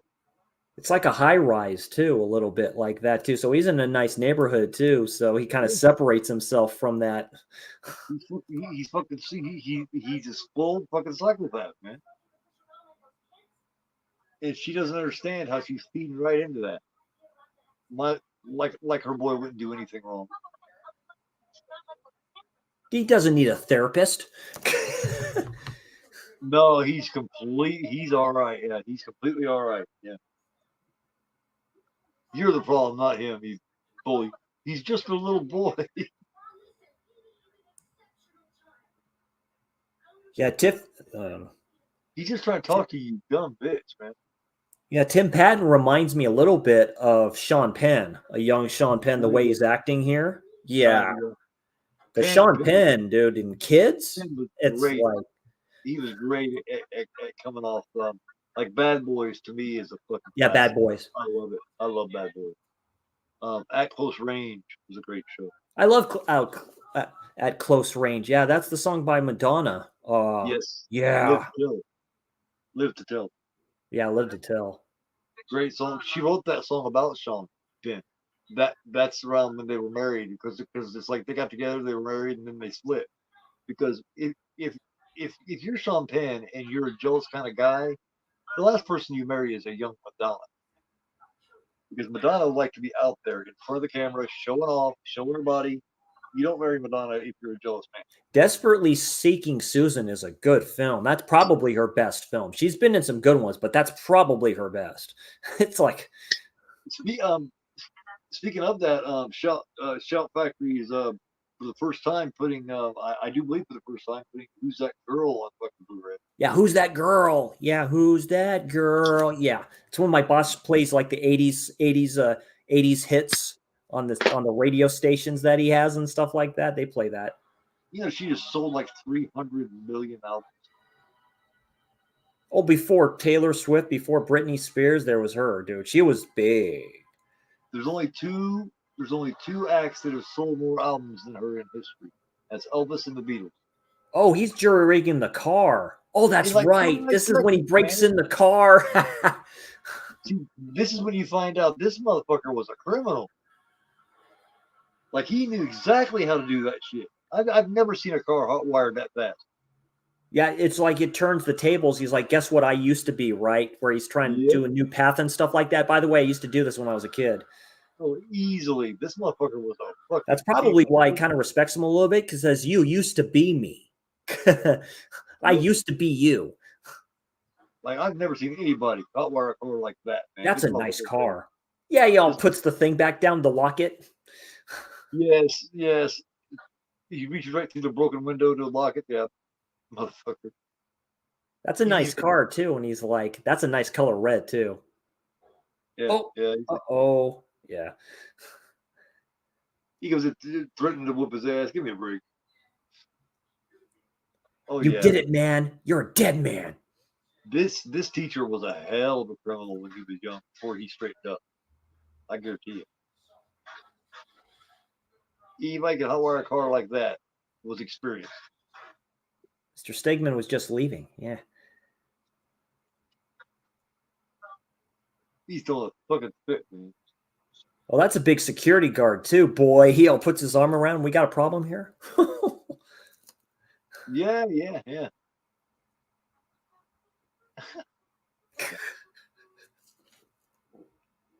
Speaking of Sean Penn, man, Dead Man Walking. That's the film he should have won his first Academy Award. Oh, that's right, with Susan Sarandon. That is a harsh movie, man. Mystic River. He's really good in that. Fucking love it. Clint Eastwood is just fucking excellent. Whether he's in the movie or whether he's directing it doesn't matter. It's still good. Yeah. It's still good. It doesn't matter. 93 years old now. And making a new film. Clint Eastwood's directing a new film at 93. The Mule was probably his last really good one that he did as an actor. That's I do believe he said that was going to be his final acting role, which doesn't surprise me. it's rough to see Clint Eastwood old frail, man. It's weird.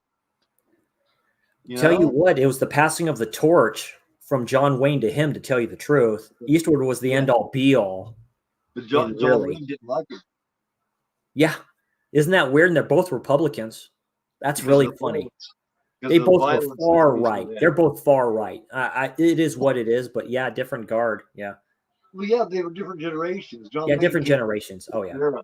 You know, he came from that golden era where it was what you didn't see. It didn't show all that violence because they couldn't. Dusty Rhodes, late great Dusty Rhodes said John Wayne was a bad man. He's a bad man. You walk in the room, you stand up. Period. Big dude.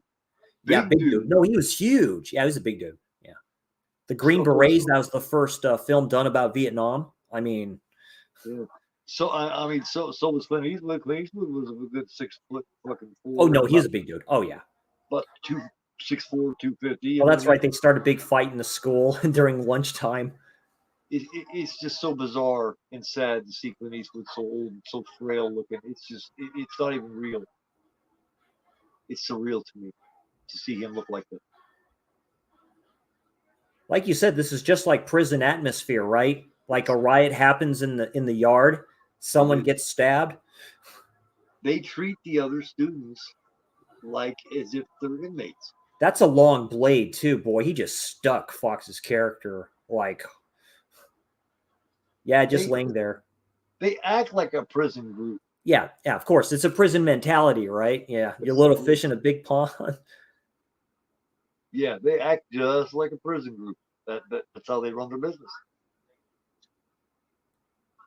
They use strength to bully and get their way. And they're allowed to do it. Yeah, allowed to do it. Cops don't do nothing, blah, blah, blah. It's like he's telling him right here, are you going to do something? He's like, yeah, I can't prove it. Yeah, I can't do it, yeah. Well, you know they did it, yeah, but I can't prove it.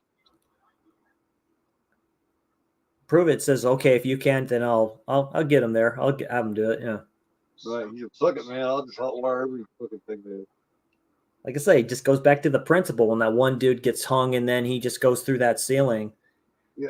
Well, he tried to talk to your mom. He tried his ass off. He said, I just want to talk to you. Do you realize what your son's doing? And she just wouldn't listen. She's an ignorant ass bitch. Ignorant as hell. Yeah, angry, bitter bitch. That's a single mom. Yeah, just doesn't want to hear it. Deep down, she has to know. I mean, come on. Unless she really is that stupid, that oblivious. Possibly. Yeah, having a barbecue out there and stuff like that, and he's just drinking and all this shit. He's just like, yep. Yeah, he's never the same after he sees his animals all fucked up like that. Yeah, his buddy. Yeah, that rabbit was his buddy. Yep, he's never the same, man. They murdered him unnecessarily like that.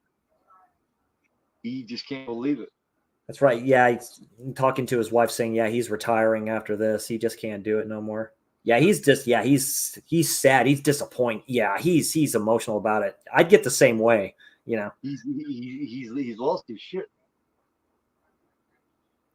It's like when our family dog Bear died, half German Shepherd, half Lab. He had a stroke. I remember that.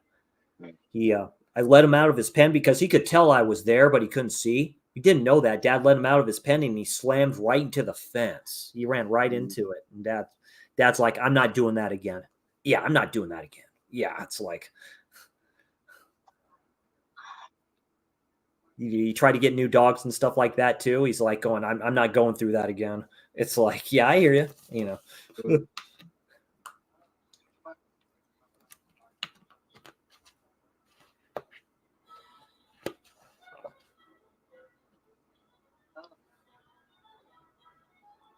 Yeah, the chick in the violin's wearing a hockey jersey. I think that's the Edmonton Oilers.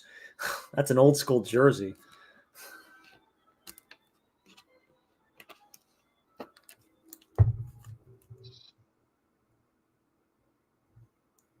This just sounds a whole lot better than what the group did when we first came in. Damn. Yeah. They sounded fucking terrible. It was just like, damn. It was just like, wow. Yeah, all good there, Jason. No problem. You busy man there, Ninja. Like, had meeting and all this other stuff too. It's like going, no prob. Yeah. Just got to say a few minutes ago, Ninja, man. The time for voting is over, so now I just got to count them up. I counted them up early today, and there was one difference. One has 16, one has 15. I'm not gonna say who had what, but I'll count them again after I get off here and all this shit later. And I'll be doing a live stream tomorrow night at 6 p.m. for the next winner. So I could probably tell you now, but I won't. No way. Yep, there he goes. That's when he brings out the gun. The one dude gets up.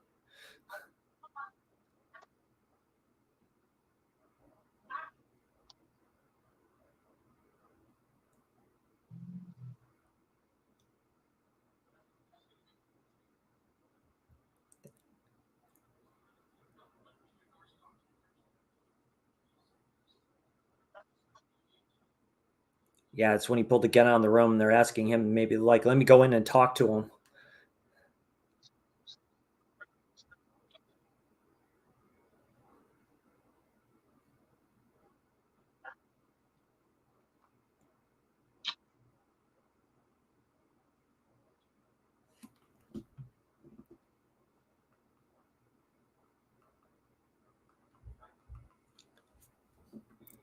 Oh, Jason, don't trip about it. Like I said, this is all in fun anyway. I'm just happy that, we introduce these other horror channels to everybody like that, because you do great content on your channel. That's great stuff you've done on the Prophecy franchise. I had The Brain for the long time. You're the reason I finally watched The Brain. Mind Over Matter, I love that film. That's a Canadian film. I love The Brain.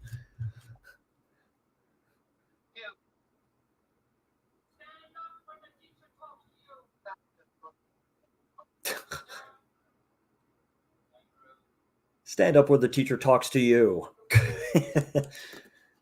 Yeah.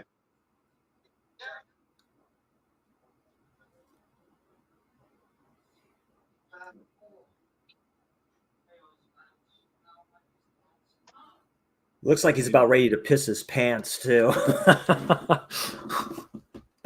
Yeah.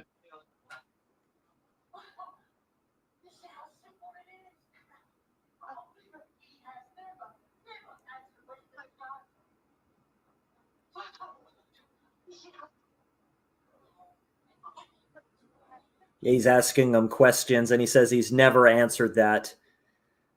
He's never ever answered the question before. He's like, thank you for doing that. Yeah, you're getting close to that 200, aren't you? I'm surprised he isn't there kind of already. This kind of content that he does. His shorts are really good. His 1 minute reviews and stuff like that. Because he did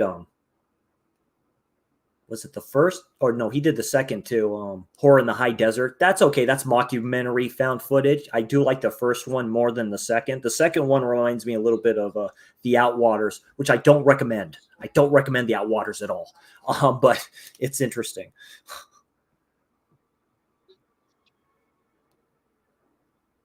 Really? I've never seen The Outwaters before. It's a numbered part of the Screambox line, so that's the reason why I got it. Vinegar Syndrome had it with a slip, but it sold out like really quickly. I paid probably $60 on that for eBay, brand new. I'm like, I'm not doing that again.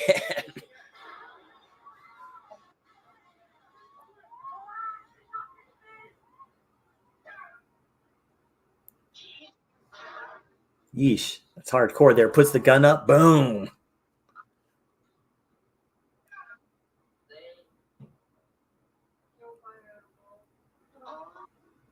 The Outwaters is kind of real quick with the Outwaters. It's kind of like an art house type of found footage thing.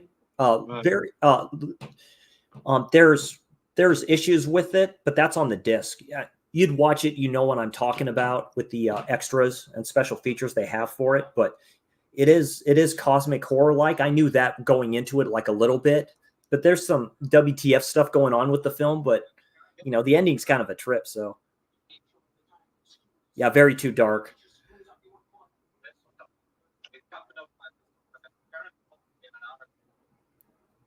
Yeah, look at Roddy's just sitting there like he's like kind of breathing and stuff. Is like going, is he a little crazy here? Is he gone a little bit cuckoo? He's like, I'm fine. I'm good. No problem.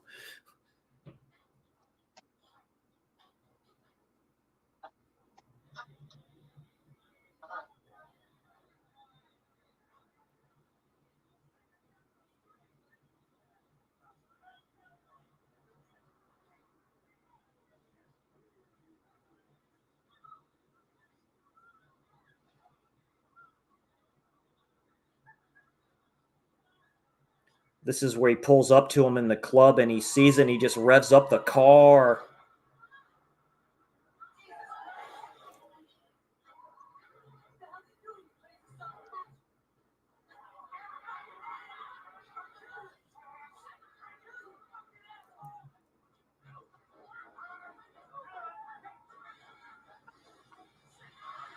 Yeah, get off the car, dude.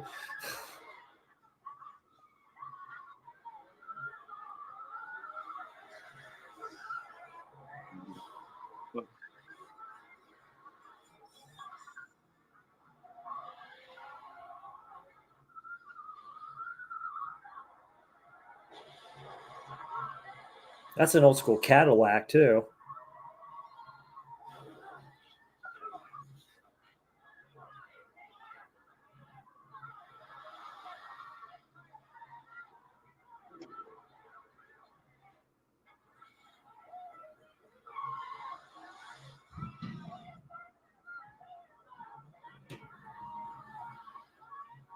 Here he goes, just chasing him down. And, yep, flips.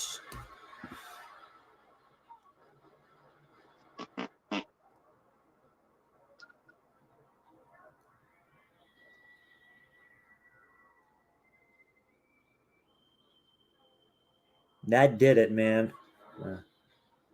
Yes, shitty M2 character.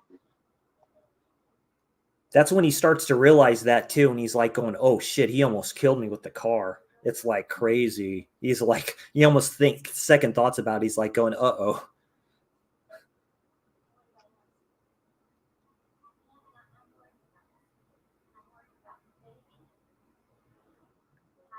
Yeah, I'm worried about us and I'm worried about the baby and all this shit.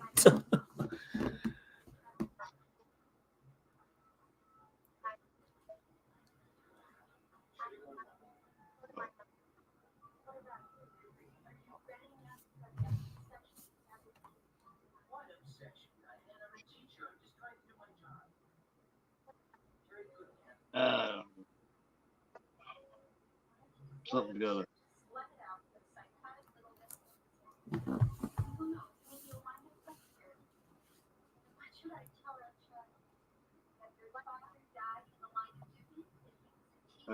Yeah, I'll be kind of glad to pass this on. To be honest with you. Yeah. It hasn't been a pleasant horror YouTuber experience, man. Yeah. It's not been It's a like the pleasant music. Yeah, the music score. Yeah. it has not been a pleasant month, man. I mean, it's fucked up, but it's true. Yeah. It should have been. You know. Say me too, my birthday month and stuff like that, having to pay taxes for the first time in my life and all this other stuff. Just everything seems to come home to roost sometimes. So I'm just like, yeesh. Yeah, I don't know.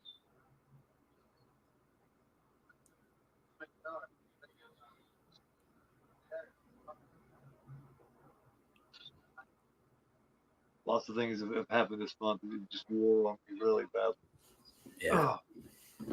Badly, and I didn't fucking deserve it. No, of course not.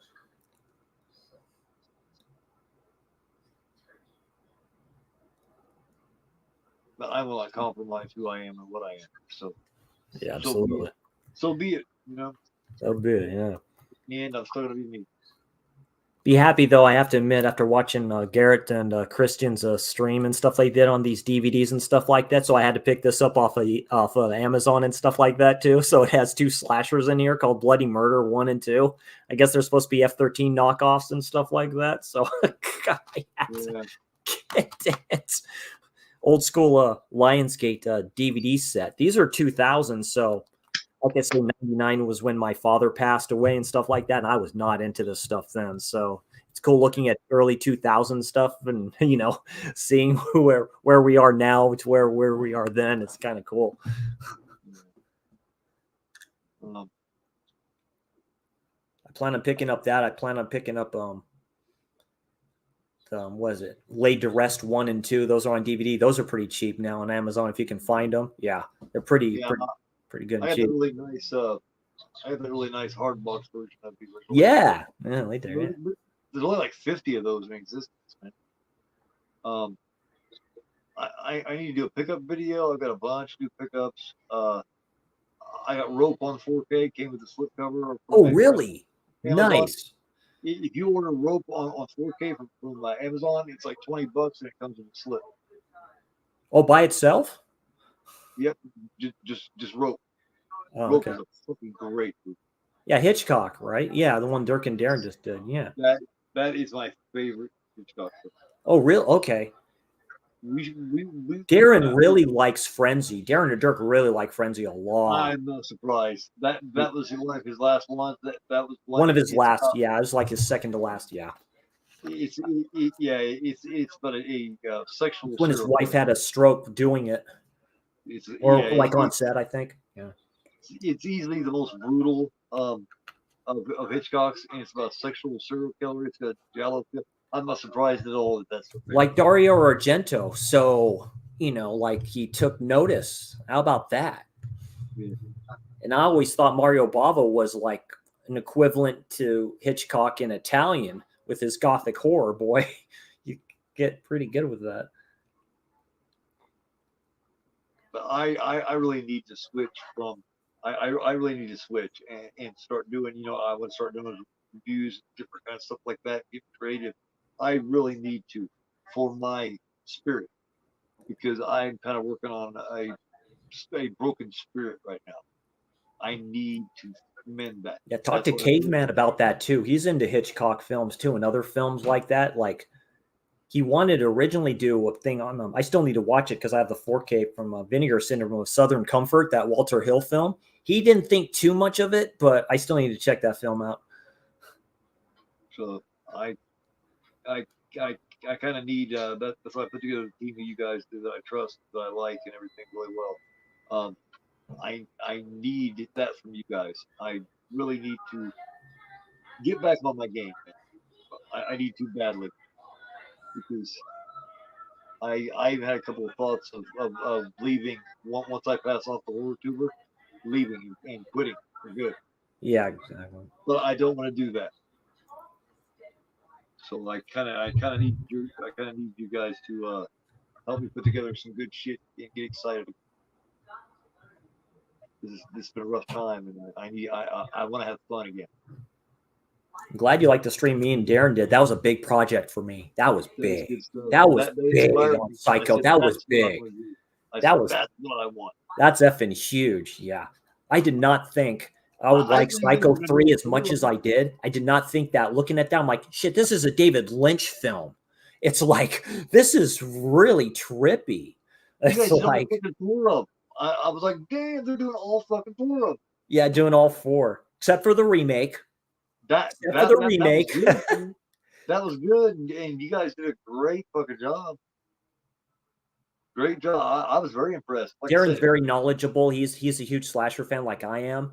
Yeah, and like with Giallos, like with him and Dirk, and then slashers with me and him. So it's really good. So we have a good project coming up, and then good future ideas. Like other creators don't inspire me much, not very often, but you guys did that. You guys inspired me to, that doesn't happen. I'm usually flying my own way. Very seldom do I see somebody do something, and I say, I want to do that too. Oh, this is right. This is when they know somebody's in the house. Yeah, he goes into the house. And then the next night, me and fucking JT did the burning, and that was good. That was great. I want to do more of that, a lot. And I want to do it with each of you guys, and I want to do it in the 2-3-man teams. I want to do it in 2-man teams. I got lots of good ideas for this team, man. Yeah, it's great ideas. Yeah, So I need to get you guys with me on a review here really It's like our watch-alongs for Friday the 13th. Like I said, I did not know a lot of stuff about too that you talked about. So I'm full of useless information, really. oh, this is right. This is when they rape her, right? This is when they're like in there just doing this Yeah, stuff when well, she's I pregnant. does yeah. Oh yeah, he does actually rape her, doesn't he? Yeah, and she's taking pictures of it. Damn. Yeah, while I she's pregnant. I had forgot.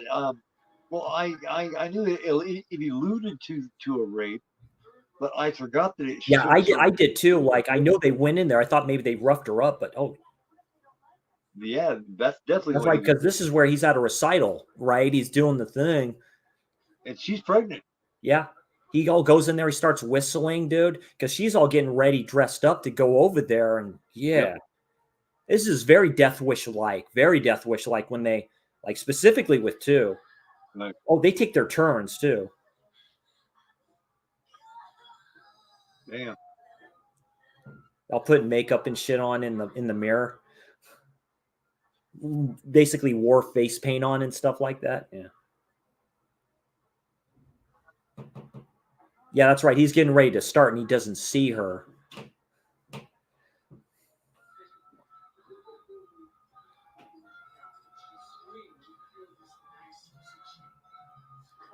Yeah, they would never go that way today. I mean, the rape may happen, but Oh, that's right. He has a needle. That's right. she wouldn't be pregnant. You know what I mean? These days, if it was done, she would not be pregnant. Yeah, because she doesn't say anything either. She does because she's too terrified. You know, because the whole thing of her being pregnant with this going on, that would rub people the wrong way bad. Yeah, the principal says this is pretty good. It's like we haven't had a turnout like this since a little bastard set fire to the west wing of the school.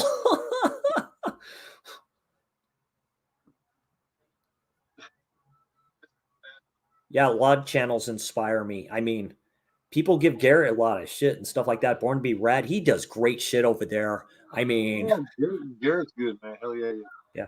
A Christian Hannah horror dude. That dude's just a slasher fan like the rest of us. He's a hardcore F-13 fan. He's the one that when he showed off the Crystal Lake Memories book and stuff like that, I went on Amazon and bought that 10/4, dude. I'm like, this is a great fucking book here. I've known them for a while. Do you remember Andrew? I haven't been in the YouTube game with the horror tubers for a while, for like not too long. So, well, he used to have a channel, and it was he took it from the line in Halloween. It was like, hey, isn't that Devon Grant? That was the name of his channel.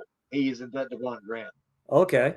It was Andrew, and he was around, and he partnered up and did the Firefly Funhouse watch-along with Christian Hannah Horror every Saturday night. They did it for a couple of years. Oh, very nice. Because he does his podcast with some, I forget the other dude's name, who's more the Halloween fan. So it's like it when they go kind of back and forth a little bit with their banter, you know, like, well, it's kind of better. I'm not sure what happened to Andrew. He was also a collector and a physical media collector. He just quit. Yeah, that happens sometimes, you know. Yeah. Oh, I've thought about it a lot.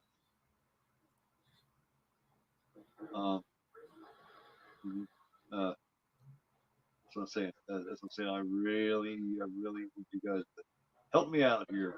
I need the lifeline because I've had a rough time. I need you guys to show me how to have fun again.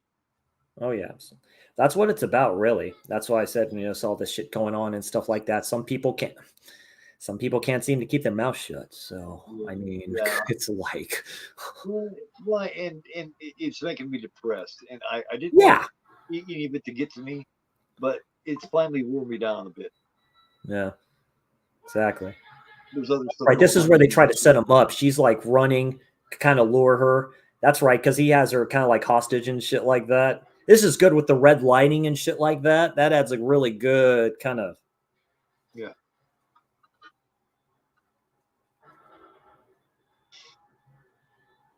Oh yeah, Night of the Creeps. Yeah, absolutely, Jason. Yeah, Night of the Creeps is great.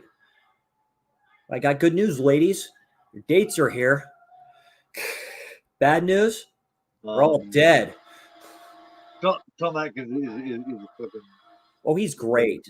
Yeah, I love Tom Atkins. I have to admit, Halloween 3, though, Season of the Witch, dude, I mean, he's like the world's most irresponsible father. he is. What is it? He's on the phone at the end of Halloween 3. He's like, what does he say? He goes, yeah, stop it. Stop it. Stop it. Stop it. Stop it.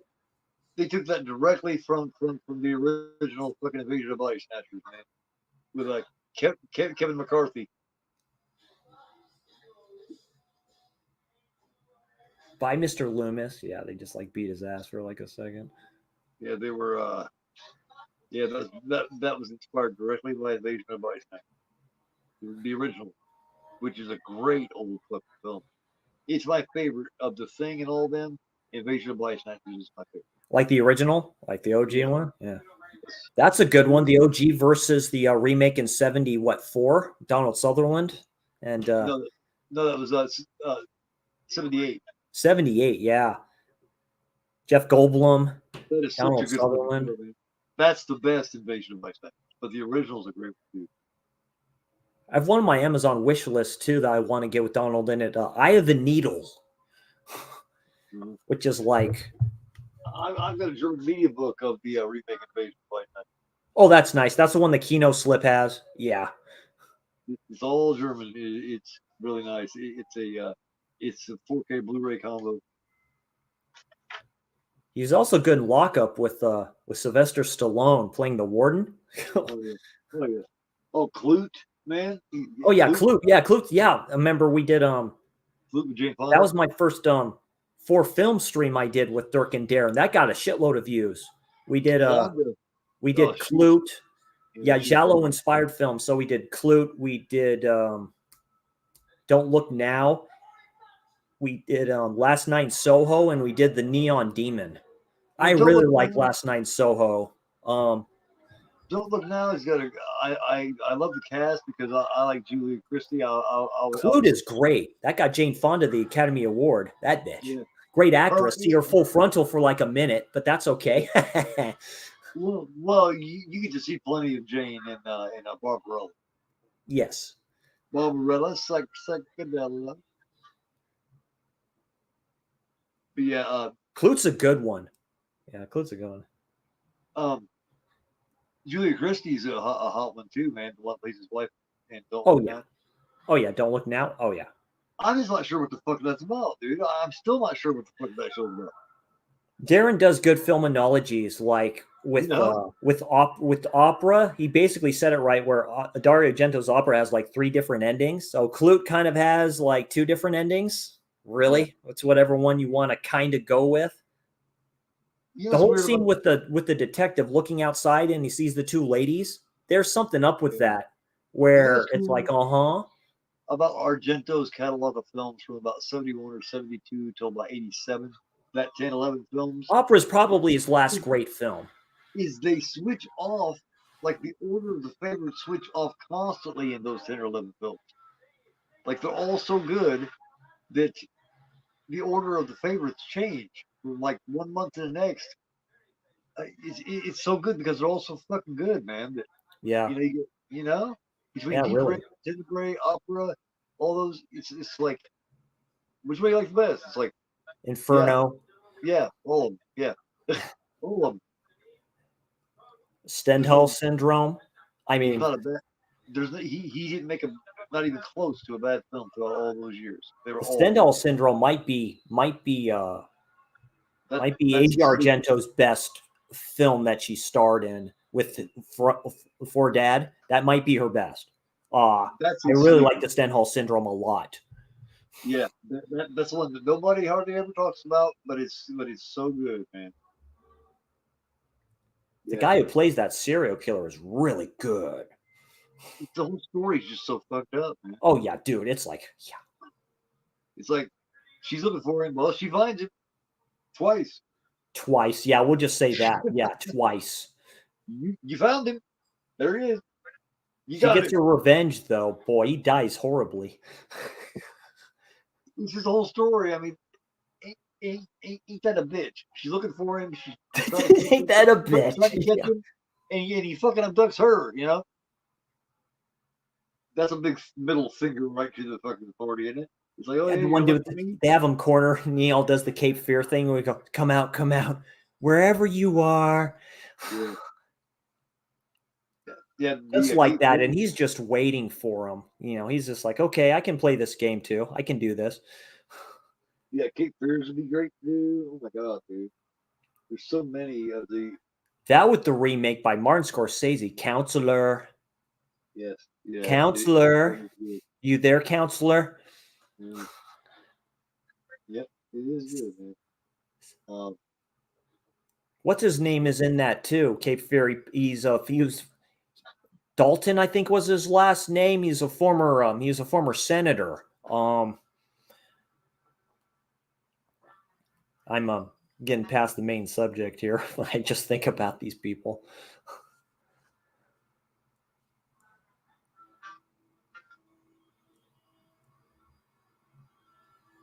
What does he have? A ruler or a bat or something? yeah.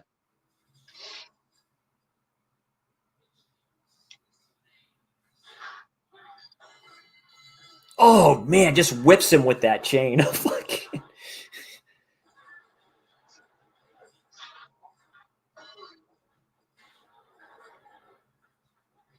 Oh, that's right. This is where he goes on the bandsaw. Yeah, that's pretty cool.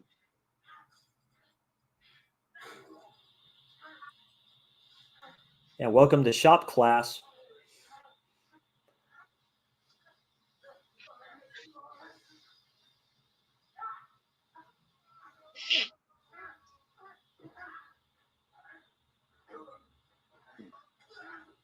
Oh, that's right. Yeah, he takes his arm there, puts it there.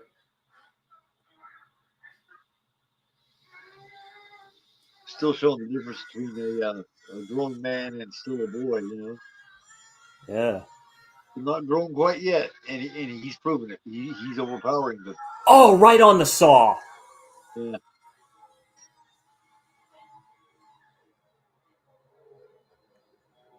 You see Oh, that, right? It goes right in there so he can hear the saw slowing down, right? Because it's getting stuck, right? and he just leaves it running. There you go, take that with you, motherfucker. Yeah, take with that, you asshole. Well, as soon as he saws the arm off, the guy screams like you would Oh scream, my like god, you man. would. For He's many like, reasons. ah! And then, For many reasons.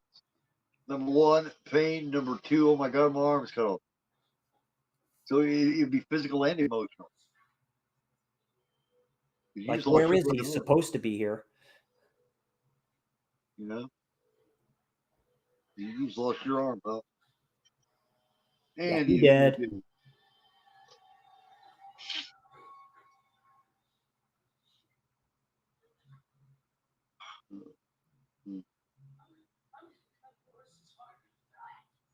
Yeah, I'm going to cut his heart out. Do it.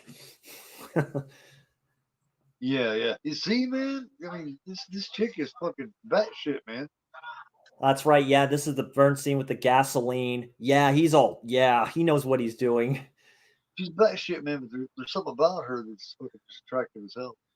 Oh, yeah. No, yeah, it is because she's like, go and do it, right? Yeah, I mean, somehow that craziness. I mean, just Like us with them. being men. You know what I mean? Just us being men. That craziness somehow is attractive. Men are Like that attracted to other crazy women.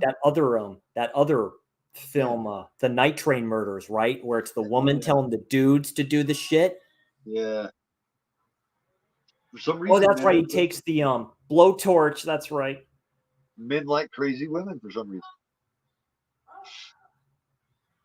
Just like women like crazy men. Bonnie and Clyde. Somehow it's a sexual attraction. It is. That's the thing. Now you may not be falling in love, but you're definitely feeling lust for somebody that ain't right in Yeah, they sets that fucker ablaze. Excuse my French. Well, hey, yeah. That's a bad way to go.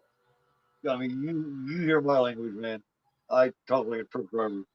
Oh yeah. Good old fashioned revenge, right? Because yeah, he decided to be stupid and say what he did to his wife. Oh my God, man. Oh yeah, he's all burnt up. I can't even imagine. Yeah, you smell him. You start to smell it. Yeah. He just let in shock.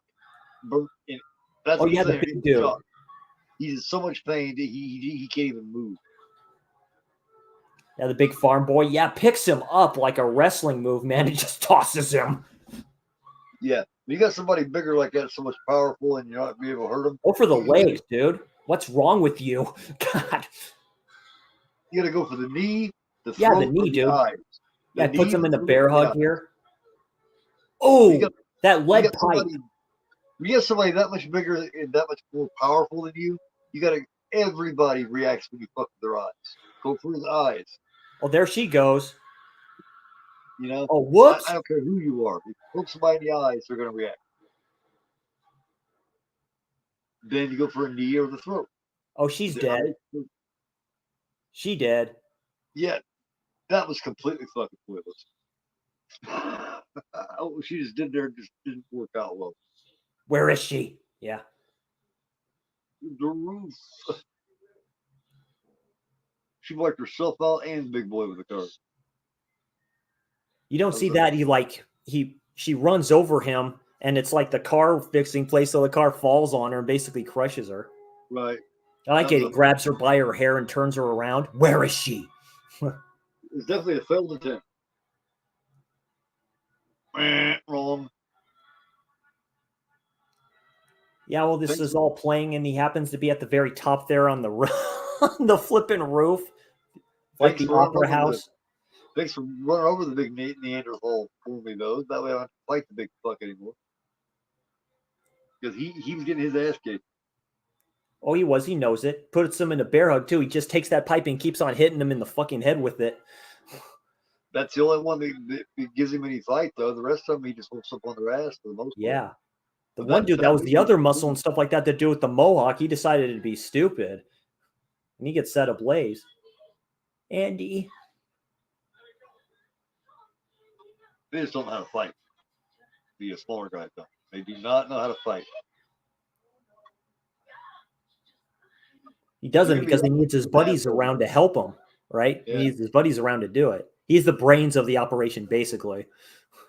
And if you're going to be that much of a fucking asshole, then you at least learn how to fight correctly.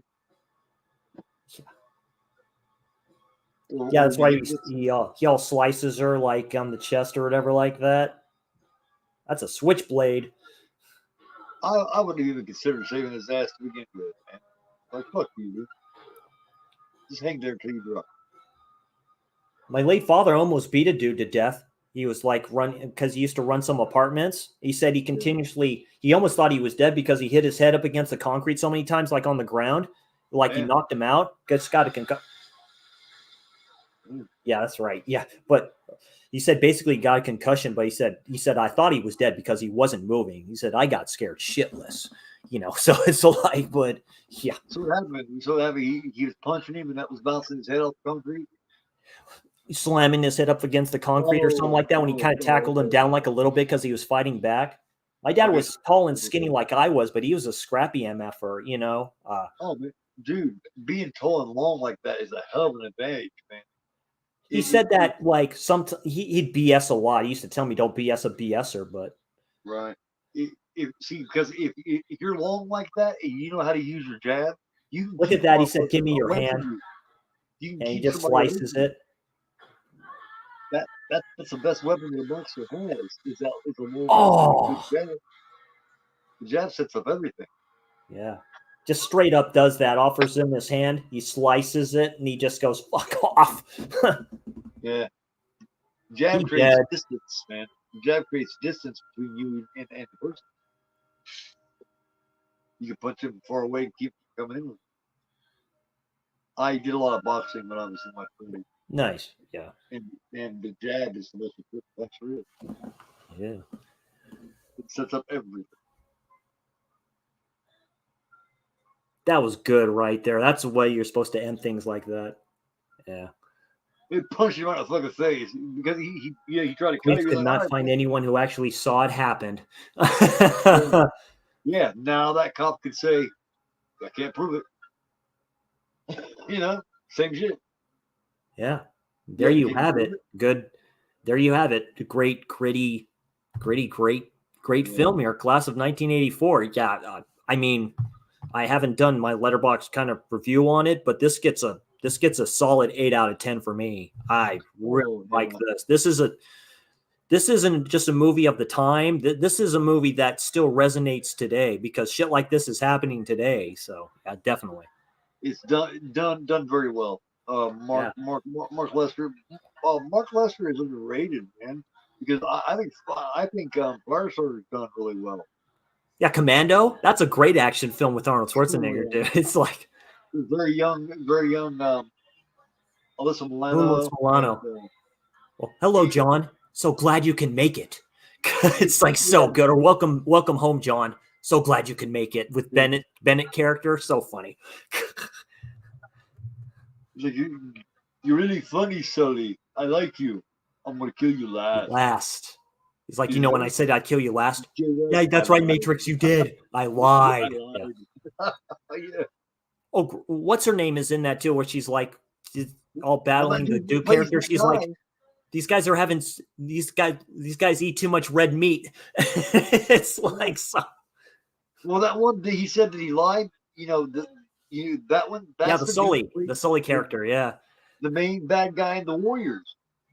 Yeah, the Warriors. Yeah. Warriors come out to play. Yay. Another gritty Walter Hill film. Yeah, love it. Love it a lot. That's him. That's the same guy. Yeah, like I say, the Goddamn. guy who played Duke in the Predator film with Yes. Arnold and stuff like that too. He's been Yeah. used before. So that was really cool. He was The his dude that partner. was in the dude that played the He- drug lord that was in oh god, he was in a bunch of stuff. Oh, the Australian guy. Yeah. I haven't seen that since I was probably 13 or 14 years old, man. I got to give Commando another squad. It's been a long time. God, I remember I had like a 12 or 13-year-old Alyssa Milano in there as his daughter. She she was just a baby. Yeah, Melissa I mean, she Milano. was. I mean, that's a baby, you know. Before 40 years old Who's the baby. Boss, way before Who's the Boss. Oh God, yeah. Great cast in that. Yeah, I always loved the dude. I can't remember his name in the Warriors, but he's the bad guy. Warriors. He's fantastic.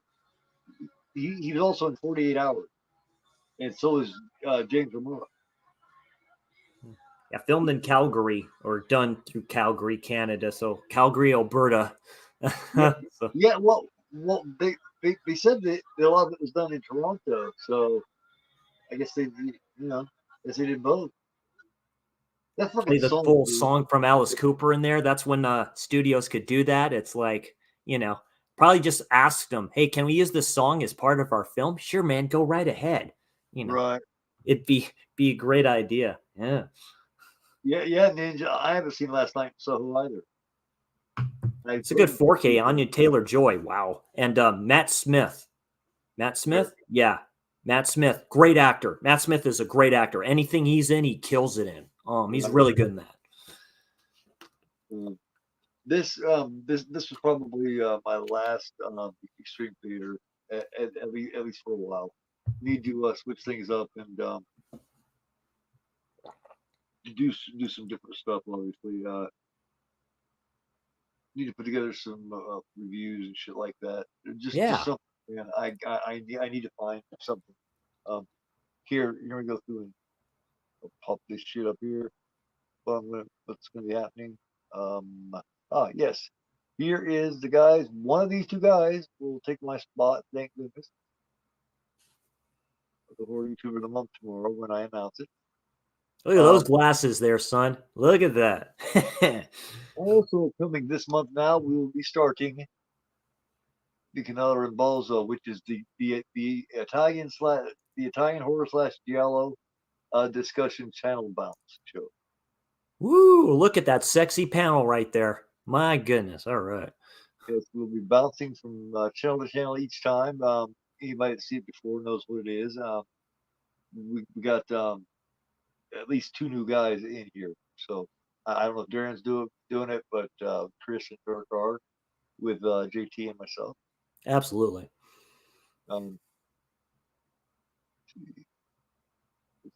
Where's that big pic there? Yeah, there it is.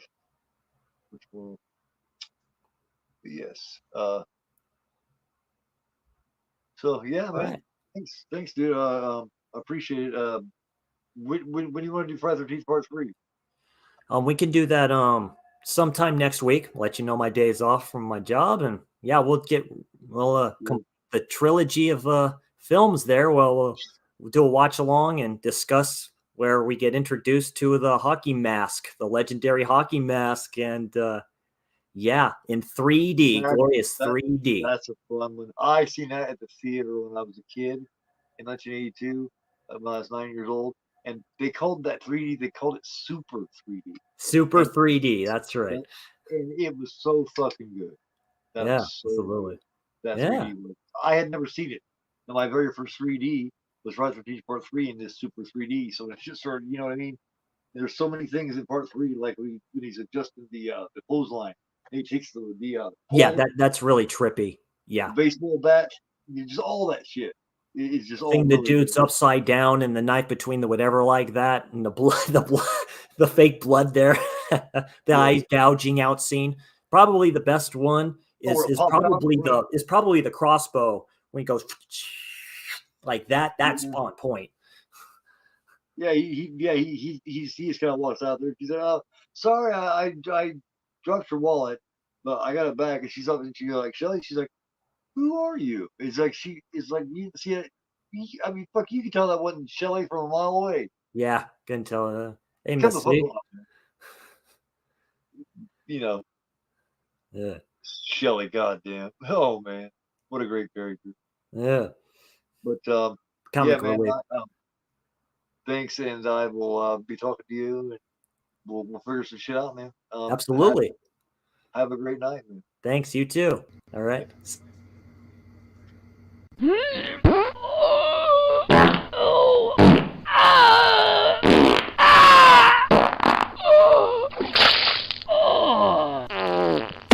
Because I am agoraphobe and you are not.